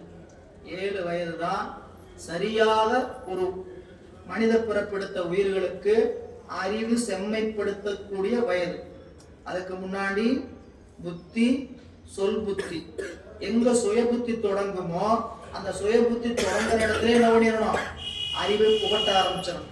சரிங்களா? இன்னைக்கு சமுதாயம் அப்படி இல்லை. என்ன கேட்டீங்கன்னா, அறிவை நமக்கு புகட்டுற சமுதாயமா மாச்சு. சரிங்களா? நாம அவங்க வேலை என்ன பண்ணிட்டோம்? அன்புங்கிறத ஒன்ன வேற மாதிரி துஷ்பிரயோகமாக்கிடும். சரிங்களா? அன்பு வேறு, அறிவு வேறு. அறிவை செம்மைப்படுத்த வேண்டிய கடமை நமக்கு இருக்கு. நாம நினைச்சுக்கிறோம் அன்பு காட்டுறேன்ட்டு. செல்லத்தினாலேயே பல வகையில சொல்ல வேண்டியது, ஊத வேண்டியது இப்படித்தான் செய்யணும் அப்படிங்கிற கட்டுப்பாட்டுல நம்ம எந்த விதமான மாற்றமும் வச்சுக்கூடாது. சரிங்களா? நாம அவங்களுக்கு செய்ய வேண்டிய அன்பு செலுத்தல காட்ட வேண்டிய செஞ்சு கொடுக்க வேண்டியதுல அந்த குறை வைக்க கூடாது ஏன்றா. ஆனா நாம் செலுத்த வேண்டிய சொல்லிக் கொடுக்க வேண்டிய நீதிமுறைகள் அறிவுரைகள் என்ன பண்ணக்கூடாது, ஒருபோதும் குறைச்சு கொள்ளக்கூடாது. சரிங்களா? சொன்னா கேட்க மாட்டாங்க, அதனால அப்படி சொல்லாமே விட்டலாமா? சொல்லாமே விட்டுறோம். நம்மள சொல்லாமே விட்டாங்களா? சரிங்களா? நாமளும் சொல்லாம கேட்கக்கூடிய இடத்துல சில நேரம் இருந்தோம். சரிங்களா? அடிச்சாவது சொன்னாங்க. சரிங்களா? எப்படி அடி விழுவுன்னே தெரியாது, அந்த அடி விழுவும். அப்படி அடி விழுந்தெல்லாம் சொல்லி கொடுத்தாங்க. சரிங்களா? அது இன்னைக்கு காலச்சூழல் அப்படி இருக்குன்னா அதுக்கு தகுந்த மாதிரி பக்குவமா அந்த விஷயத்தை என்ன பண்ணோம், சொல்லித்தான். சரிங்களா? ஏன்னா இந்த வயது அதுதான் சொன்னாங்க, சொல் புத்தி சுய புத்தி தொடங்கக்கூடிய காலத்துக்கு முன்னாடியே அவங்களுக்கு அறிவு இல்லை. ஏன் இந்த 12 வயதுல 16 வயதுல கல்யாணம் நடந்தது? பெண்களுக்கு 12 வயது 16 வயது ஆடவருக்கு ஏன் கல்யாணம் நடந்தது? வாழ்க்கையை பக்குவமா கையாடுற வயதுக்கு வரக்கூடிய காலத்துல ஒரு 20-22 வயசுல என்ன ஆயிரும், வாழ்க்கையை பக்குவமா கையாடுற காலத்துக்கு வந்துருவாங்க. அதுவும் பெண்களுடைய காலம் என்னன்னு அப்படின்னு கேட்டீங்கன்னா, அந்த திருமண வயது என்று சொல்லக்கூடிய தாய் வீட்டில இருந்து புகுந்த வீட்டுக்கு போகும்போது தாய் வீட்டினுடைய நினைப்பு முழுமையாக இல்லாம அறிவு மாறிடும். சரிங்களா? நல்லா தாய் வீட்டில் இருக்கக்கூடிய நிலை நல்லா படிஞ்ச காலத்துல இருந்து புகுந்த வீட்டுக்கு போகும்போது என்ன ஆகுதுன்னு கேட்டீங்கன்னா, இன்னைக்கு சமுதாயத்துல ஏற்றுக்கொள்ள முடியல. நாகரிகம் வளர்ந்துருச்சு. இருந்தாலும் இங்க வந்துருவோம். ஒல்லை முறை உபநயன பருவம் எய்த உலகிறந்த சிவஞானம் உணரப் பெற்றார். அவர் எப்படி பெற்றவர்? இவருக்கு போய் உபநயனம் தேவைங்களா? 3வது கண்ணு தேவையா? பிரம்ம ஞானத்தை பத்தி ஆராய்ச்சி தேவையா? அவருக்கு போய் புகத்தணுமா? புகத்த வேண்டியது இல்லை. ஆனா எதுக்காக செய்யறாங்களா? உலகிறந்த சிவஞானம் உணரப் பெற்றார் ஆகியும், உலகிறந்த சிவஞானம் பசு பாச ஞானங்களை கடந்த சிவஞானம், அப்படிப்பட்ட சிவஞானத்தை உணரப் பெற்றவராக இருந்தாலும் தொல்லை மறை விதிச்சடங்கு மறையோர் செய்ய, அதெல்லாம் குல வழக்குப்படி இந்த திருமணமே அவர் அப்படிதான் பின்னாடி செய்ய வேண்டிய சூழல் வருது. திருமணத்தை செய்ய மாட்டேன்னு தான் சொல்றார், மறுக்கிறார். கல்லூர் பெருமணம் வேண்டாம். என்ன சொல்றாரு? கல்லூர் பெருமணம் வேண்டாம் அப்படின்னு நான் இப்ப திருமணம் வேண்டாம் வேண்டாம் எல்லா பக்கம் போய் சொல்லிட்டு வந்தேன். கல்லூர் பெருமணம் வேண்டா கழுமணம் பல்லூர் பெருமணம் பாட்டு மெய்யாய்த்தில. பல்லூர்ல போய் பாடிய பாட்டு என்ன ஆகல, மெய்யாய்த்தில, மெய்யாகல. சரிங்களா? என்ன ஆகல, வேற மாதிரி ஆயிப்போச்சு. சொல்லூர் பெருமணம் சூழலரே தொண்டர் நல்லூர் பெருமணம் மேயனம்பானே அப்படின்னு சொல்லி பதியம் முழுக்க அந்த குறிப்பு தான் சொல்றார். திருமணத்துக்கு அவரு உடன்படல. ஆனால் என்ன பண்றாருங்க, எல்லாரும் நீங்க வைதிக சமயத்துல வந்துட்டீங்க, நீங்க திருமணம் பண்ணிக்கிறீங்கன்னு என்ன ஆகும், வர்றவங்க என்ன சொல்லுவாங்க, திருஞான சம்பந்த மூர்த்தி நாயனாரே திருமணம் செய்து கொள்ளல, ஏன்னா திருமணம் செய்து கொள்ள மாட்டாங்கன்ட்டு திருமணத்தை ஏற்றுக்கொண்டார். அதேதான் இங்கேயும் தொல்லை மறை விதி சடங்கு மறையோர் செய்ய தோளோடு நூல் தாங்கினார் சுரர்கள் போற்ற அப்படின்னு சொல்றார். ஏன்னா இந்த பிரம்மஞானம் என்கின்ற சிவஞானத்தை பெருவிக்கின்ற சடங்குக்கு பெரு உபநயனம் என்னென்னலாம் செய்யணும் அப்படின்னா, பூணூல் அணியணும், பஞ்சசிகை சூடணும், தோளும் முஞ்சி பொல்லும் கையில் ஏந்தணும், கருமானின் தோல் அடையணும். இதெல்லாம் அந்த ஒழுக்கத்துக்குரிய நெறிய சொல்ற. நம்ம திருவருட்பயன்ல கூட படிச்சோம். பொன்பொருட்கண் முற்றாருக்கு உருவயனே அல்லாது கண்படுப்போர் கைப்பொருள் தான். சடங்க நாமளா வேண்டாம் எனக்கு ஞானம் இருக்குன்னு ஒதுக்கக்கூடாது. சடங்கு தானா நம்ம அறியாம அவிழ்ந்து போகலாமே தவிர, சடங்கு என்னதுங்க, நாம் கடைபிடித்து வரக்கூடிய ஒழுகலார்கள். அதை எனக்கு ஞானம் வந்துருச்சு நாமளா ஒழுக விடக்கூடாது. அதுவா ஒழுகிட்டு வர்றது விட்டால் அது சிவஞானத்தன்மை. அதனால பிள்ளையார் தனக்கு ஞானம் வந்துருச்சு அப்படின்னு தானே பேசிக்கிட்டு என்ன அவர் என்ன பண்ணிக்கலாம், நீங்களா எனக்கு ஒன்றும் சொல்ல வேண்டியதில்லை, எனக்கு ஏற்கனவே ஞானம் இருக்குது அப்படின்னு சொல்லிருக்கலாம். அவர் அப்படி சொல்லலை. என்ன பண்ணிட்டார், முறைப்படி செய்து கொள்ள வேண்டும் என்று செய்து கொள்கிறார். ஒரு பிறப்பும் எய்தாமை உடையார் தம்மை உலகு இயல்பின் உபநயன முறைமையாகும். இரு பிறப்பின் நிலைமையினை சடங்கு காட்டி எய்துவிக்கும் மறைமுனிவர் எதிரே நின்று வரு திறத்தின் மறை நான்கும் தந்தோம் என்று மந்திரங்கள் மொழிந்தவர்க்கு மதுரவாக்காள் பொரு இறப்ப ஓதினார் புகழி வந்த புண்ணியனார் எண்ணிறந்த புனித வேதம். இவர் எப்படிப்பட்டவர், ஒரு பிறப்பும் இல்லாதவர், ஒரு பிறப்பும் இல்ல, இனிமேல் பிறப்பு என்பது இல்லாதவர் அப்படி வச்சுக்கலாம். பிறப்பு எய்துவதற்கான காரணம் அவற்றில் இல்லை. பிறப்பு எய்துவதற்கான காரணம் என்ன? வினை என்பதனால் வந்தவர்களா இவர்கள்? இல்லை, இவர்கள்லாம் இறைவனுடைய விருப்பத்தினால வந்தவங்க. தவத்தினால் கூட வந்தவங்க கிடையாது, இறைவனுடைய விருப்பத்தினால அனுப்பப்பட்டவர். அப்படி ஒரு பிறப்பு இல்லாதவருக்கு என்ன போய் உணர்த்துறாங்க கேட்டீங்க? இருபிறப்பு உணர்த்துறாங்க. ஏன்னா இவங்களுக்கு பேர் இருபிறப்பாளர்னு பேர். பெண்களுக்கு இருபிறப்பாளர்னு சொல்லப்படும். அவங்க பெண் இருபிறப்பாளர்னா குழந்தை பிறக்கிறதுக்கு முன்னாடி ஒரு பிறப்பு, குழந்தை பெத்தெடுக்கிறது ஒரு பிறப்பு, அப்படி இருபிறப்பாளர்னு சொல்லப்படும். உபநயனம் இருக்கக்கூடிய அவங்களுக்கு இருபிறப்பாளர் என்னன்னா திருமணம், அதாவது உபநயனம் என்று சொல்லக்கூடிய பூணூல் கல்யாணம், அதுக்கு முன்னாடி இருக்கிறது ஒரு பிறப்பு, அதுக்கப்புறம் இருப்பது ஒரு பிறப்பு. அதனால அவங்களுக்கு பேர் இருபிறப்பாளர். இருபிறப்பாளர் சொல்லப்படுது. ஒரு சில நூல்ல அந்த நூல் சொல்லப்படுது 3 பிறப்புடையவர்கள் அப்படின்னு சொல்லப்படும். கருவில் வந்த பிறப்பு, பூணூல் அணிகின்ற பிறப்பு, தீக்கை பெறுகின்ற பிறப்பு, அப்படி மூணா காட்டுறாரு. இங்க உபநயனமும் தீக்கையும் வேறு வேறு இல்லை. நீங்க நாம போய் எங்க உபநயனம் அணியதான் நாம என்னங்க பண்ணா நம்மளுக்குலாம் தீக்கை, சரிங்களா? தீக்கை தான் நம்மளுக்கு என்னதுங்க? உபநயனம். அங்க பெற வேண்டிய பிரம்மஞானம், சிவத்தை உணர்கின்ற சிவஞானத்தை பெறுகின்ற அறிவு எங்கு கிடைக்குது? தீக்கையின் வாயிலாக குருநாதனத்தில் உபதேசம் பெறுகின்ற போது கிடைக்கிறது. அந்த உபதேச மந்திரம், அது மந்திரமாக அஞ்செழுத்தாக இல்லாமல் மந்திரமாக எப்போ உருப்பெறுகிறது? குருநாதரின் வாயிலாக உபதேசமாக பெறுகின்ற போது அந்த ரசகுளிகை, அந்த ரசகுளிகை என்று சொல்லக்கூடிய அந்த வேதியில் மாற்றம் அங்க நிகழுது. அதை சொல்லும் பொழுது ஒரு பிறப்பும் எய்தாமை உடையார் தம்மை, ஒரு பிறப்பில்லாதவருக்கு இரு பிறப்பின் தன்மையை காட்டி அப்படின்னு இந்த கவிஞன் சொல்ற. ஒரு பிறப்பும் எய்தாமை உடையார் தம்மை உலக இயல்பின் உபநயன முறைமையாகும் இரு பிறப்பின் நிலைமையினை சடங்கு காட்டி.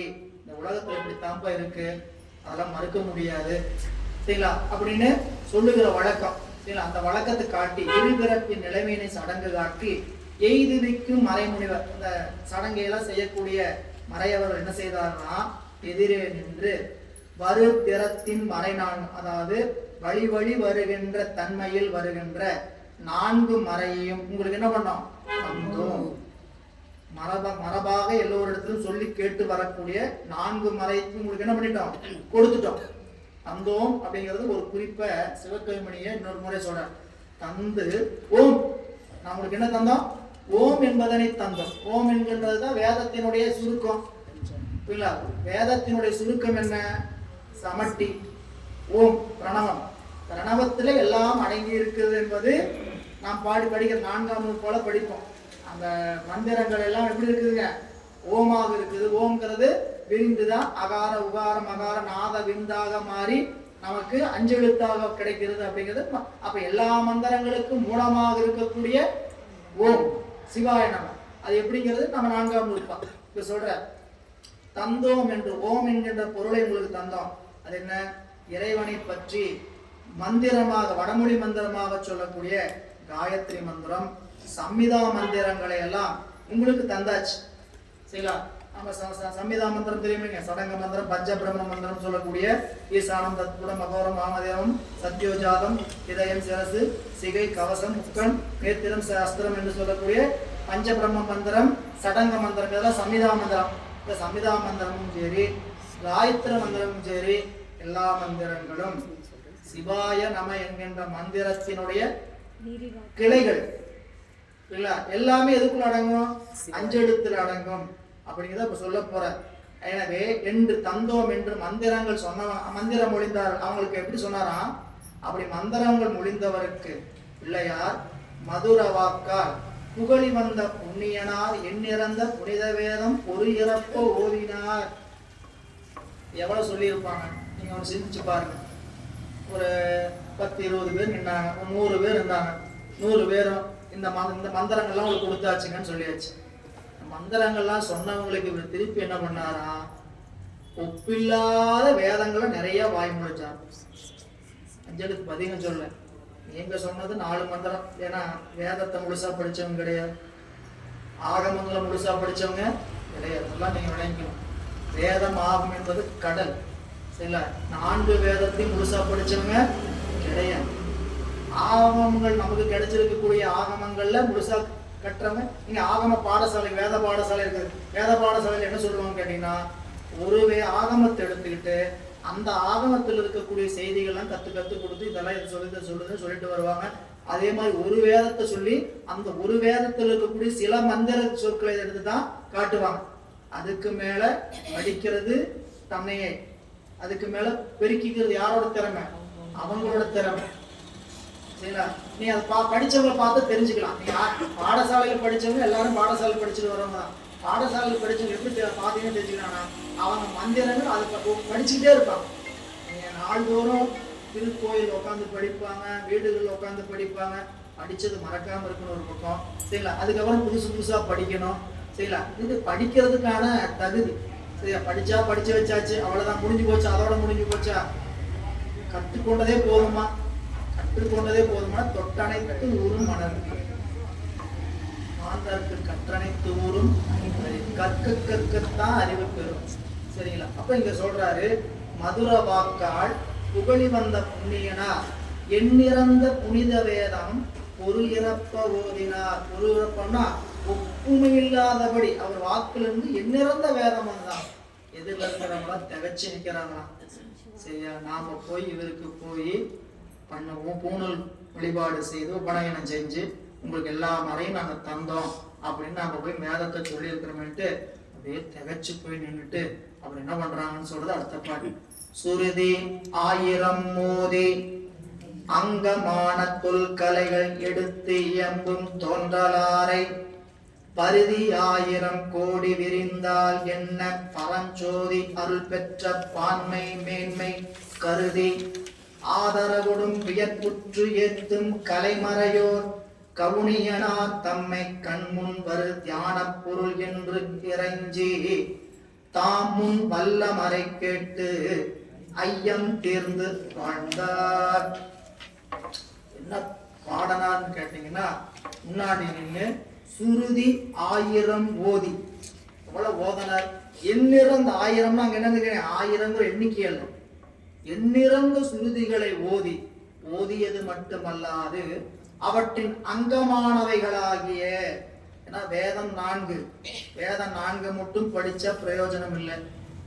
என்ன பண்ணலாம்? கோயில்ல பூசை பண்ணலாம், அவ்வளவுதான். சரிங்களா? ஏதாவது ஒரு கோயில்ல போய் மந்திரம் சொல்லிட்டு வைத்த போட போடலாம். அங்கமாறு படிக்கணும். வேதத்தினுடைய அவங்கதான் உண்மையான பிராமணன். சரிங்களா? அதனாலதான் நீங்க 2ஆம் நூற்பாலை படிப்பான் அப்ராமணர்.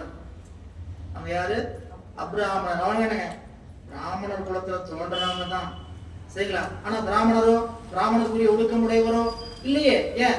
அவங்களாம் வேதங்களை வேதங்களை கற்றாலும் முறையா எல்லாவற்றையும் கற்கலாம் பார்.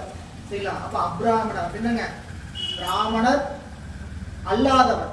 பிராமணர் இல்லாதவர் அல்ல, பிராமணர் இல்லாதவர். இல்லாதவருக்கு அல்லாதவருக்கு வேறுபாடு படிங்க. 2ஆம் நூற்பாலை போகணும். அப்பதான் அத்திவிதம் ஒரு சொல்லுக்கு விளக்க முடியும். அப்ப இங்க வேதத்தை கற்றவர்கள் மட்டும் போறார். வேதத்தில் சொல்லக்கூடிய அங்கமாறு நால்வேதம் ஆரங்கம் ஆனாய் போற்றி. நால்வேதம் ஆரங்கம். அது ஆரங்கம் என்ன? படிச்சோம். கற்பம், சிச்சை, வியாக்கரணம், நியதி, சந்தோபிசிரி, சோதிடம் அப்படின்னு 6 அங்கம் படிச்சோம். சரிங்களா? 6 அங்கம் சித்தாந்த வகுப்புல சொல்லு. 6 அங்கத்தை என்னென்ன 6 அங்கம், அதுக்கு என்னென்ன விளக்கம்னு படிச்சுக்கலாம். மேல விரிவு படிக்கிறவங்க சிவஞான மாபாடியும் படிக்கணும், திருமூல திருமந்திரம் படிக்கணும். வேற எந்த நூலையும் படிக்க முடியாது. உரை நூலை படிச்சா படிக்கலாம். நீங்க விளக்கம் நல்லா படிக்கணும். திருமூல திருமந்திரத்துல தான் இதுக்கான விளக்கம் எல்லாம் பாடலாவே இருக்கு. பாடலாவே இருக்கக்கூடிய அமைப்புல செய்யுளாவே இருப்பது திருமந்திரத்துல. உரையா வேணும்னா சிவஞான மாபாடியத்துக்குள்ள பயணிக்கணும். சரிங்களா? இதுதான் நமக்கான வேதம். எது சாஸ்திரம், எது அவங்க ஆகமம் கேட்டீங்கன்னா இந்த நூல் தான். திருமூல திருமந்திரம் மாபாடி மூலம் படிச்சோம்னா தான் நீங்க வேத சாஸ்திரம் தெரிய படிக்கணும். என்ன வாய்ப்பு கேட்டா அங்கதான் இல்ல. அவ்வளவு விளக்கம் சிவஞான முனிவர் எடுத்து காட்டி இருக்கக்கூடிய விளக்கத்திற்கு நமக்கு நன்றி எவ்வளவு சொன்னாலும் போதும். அதெல்லாம் நம்ம நெஞ்சில வச்சு வழங்கிக்கிட்டே இருக்கணும். ஏன்னு கேட்டீங்கன்னா திருமுறைகள்ல வர சொன்னீங்க பாருங்க, அவங்க சந்தேகம் கேட்கறாங்க பிள்ளையார்ட்ட. சரிங்களா? என்ன பாருங்க, சுருதி 1000 ஓதியது மட்டுமல்லாது அங்கம் வேத அங்கங்கள் ஆகிய 6 கலைகள் வேதம் அங்கமானவைகள் ஆகியவற்றை தொல்கலைகள் எடுத்து எம்பும் தோன்றலார். அவர் என்ன பண்ணாரு கேட்டீங்கன்னா, வேதத்தை எல்லாம் முன்னாடி பொரு இறப்ப வேதம் ஓதினார், புனித வேதம். அது மட்டும் இல்லையா, என்னென்ன கலையெல்லாம் இருக்கு, அந்த கலைக்கு வேதத்துக்கு என்ன தொடர்பு, அந்த அங்கத்துக்கு வேதத்துக்கு என்ன தொடர்பு, இப்படி சொல்லிட்டே இருக்கிறாங்க. இப்படி சொல்லிட்டே இருக்கிறத பார்த்தா அவங்களுக்கு தலையெல்லாம் அப்படியே கிரு கிரு கிரு கிரு, தலையெல்லாம் கிரு கிரு கிருங்குதா இல்லையாங்கிறத வேற முனைவர் சென்னிப்பனார் ஐயா உரை, பேராசிரியர் வையாபுரியா உரை, செய்யலாம் விக்ரம் சிங் சங்கோமையா உரையெல்லாம் கேட்டீங்கன்னா தான் தெரியும். சேர்ந்த நம்மளுடைய சிவகுமார் ஐயா இவங்கெல்லாம் அப்படியே கடல் போல, இவங்க அவங்க குறையை கேட்கும் போதுதான் இவ்வளவு இருக்குதா இதுக்குள்ள, இவ்வளவு ஏன்னு கேட்டீங்கன்னா நாம அப்படியே மேல அப்படி முனிப்புள்ள அப்படின்னு மேல அப்படின்னு பார்த்தா போதும். அதுக்கே ஏங்க எங்களுக்கு சாமி கும்பிட கூட்டீங்கன்னா போதும், எங்களை நினைச்சு கூட அனுபவிக்கணும், அறியணும், உணரணும், அனுபவிக்கிற இடத்துக்கு போகணும்னா இதெல்லாம் தெரிஞ்சுக்கணும். செய்யலாம். இத்தனை புதையல் நம்மளுடைய தமிழுக்குள்ள இருக்கு. அப்படி சுருதி ஆயிரங்கள் ஒளிந்தது மட்டுமல்லாமல் அங்கமான தொல்கலைகள் எடுத்து என்பது தோன்றலாரை, அதுக்குரிய அங்கமான பல வகையான கலைகள் எப்படி தொடர்பு கொண்டு இருக்குது அப்படின்னு சொல்லக்கூடிய தோன்றலாரை பரிதி 1000 கோடி விரிந்தால் என்ன, பரிதி சூரியன் 1000 கதிர்களை விரிச்சுக்கிட்டு வந்ததுன்னா எப்படி இருக்கும், அப்படி இல்ல 1000 கோடி சூரிய பிரகாசம். சரிங்களா, இந்த சூரிய பிரகாசம் எப்படி இருக்குன்னு கேட்டீங்கன்னா 1000 கோடி விரிந்தா எப்படி இருக்குமோ, பரிதி 1000 கோடி விரிந்தால் என்ன, பரஞ்சோதி அருள் பெற்ற பான்மை. நீங்க முனைவர் செந்திப்பனாரையோட உரை கேட்டிருப்பீங்க. உரை சொல்லும் போது எப்படி சொல்லுவாங்க அப்படின்னு கேட்டீங்கன்னா, அப்படி முறை பெறலாம ஆண்டு முதற்கொண்டு சொல்லுவாங்க.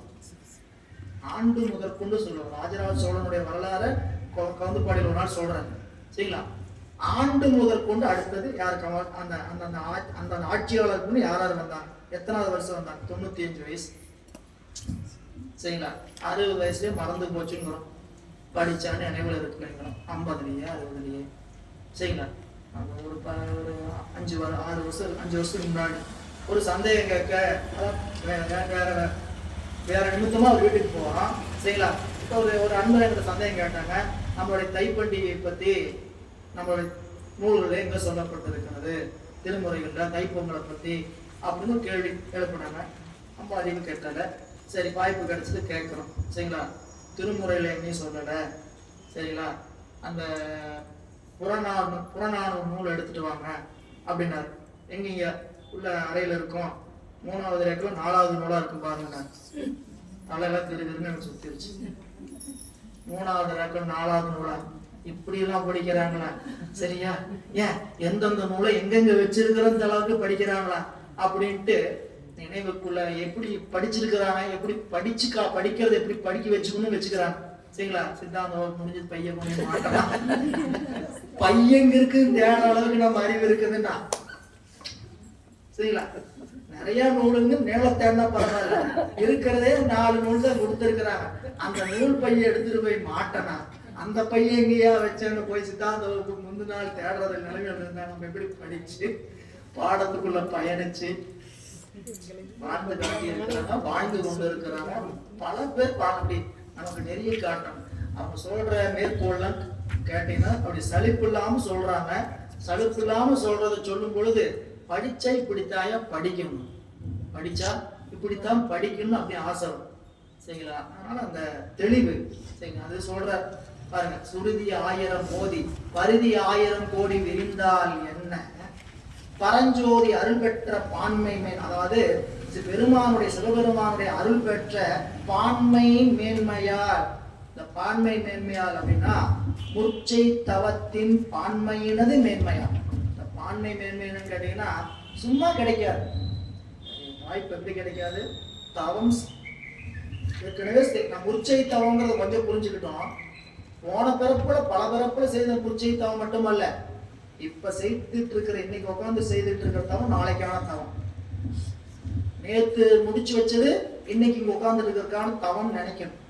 இல்ல, தவத்தை ஒவ்வொரு நாளும் செய்து கொண்டிருப்பது முடிஞ்சு போச்சுன்னு அது என்னதுங்க, முற்சை தவம். இந்த முற்சை தவம் எப்படி வந்து பலனளிக்குன்னு கொடுக்கறது சாமியோட கணக்கு, நம்மளோட கணக்கு இல்லை. இதை கொண்டு இங்க கூட்டணும், இதை கொண்டு இங்க கொடுக்கணும் அப்படின்னு பெருமாள் என்ன பண்றாரு, அந்த முற்சை தவத்தை நமக்கு கூட்டுகிறார். அப்படி பான்மை என்பது 3 சொல்லப்படும் இலக்கணத்துல. பால், நியதி, ஊழ். பான்மைனா ஊழுன்னு ஒண்ணு, நியதின்னு ஒண்ணு, பால் அப்படின்னு சொல்லக்கூடிய பாலின் பால் சார்.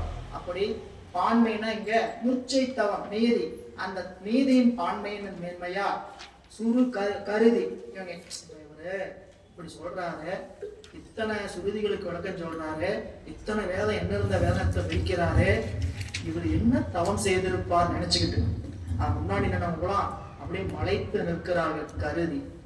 ஆதரவோடு வியப்புற்றி ஏத்தும் கலைமறையோர், அவரை அந்த காரணத்தினால வணங்கி மகிழ்ந்து ஏத்துகிறார்கள் மறையோர்கள். அது மட்டுமல்ல, கவுனியனார் தம்மை கண்முன் வரு தியான பொருள் என்று இறைஞ்சி, இனிமேல் நமக்கு தியான பொருள் யார்?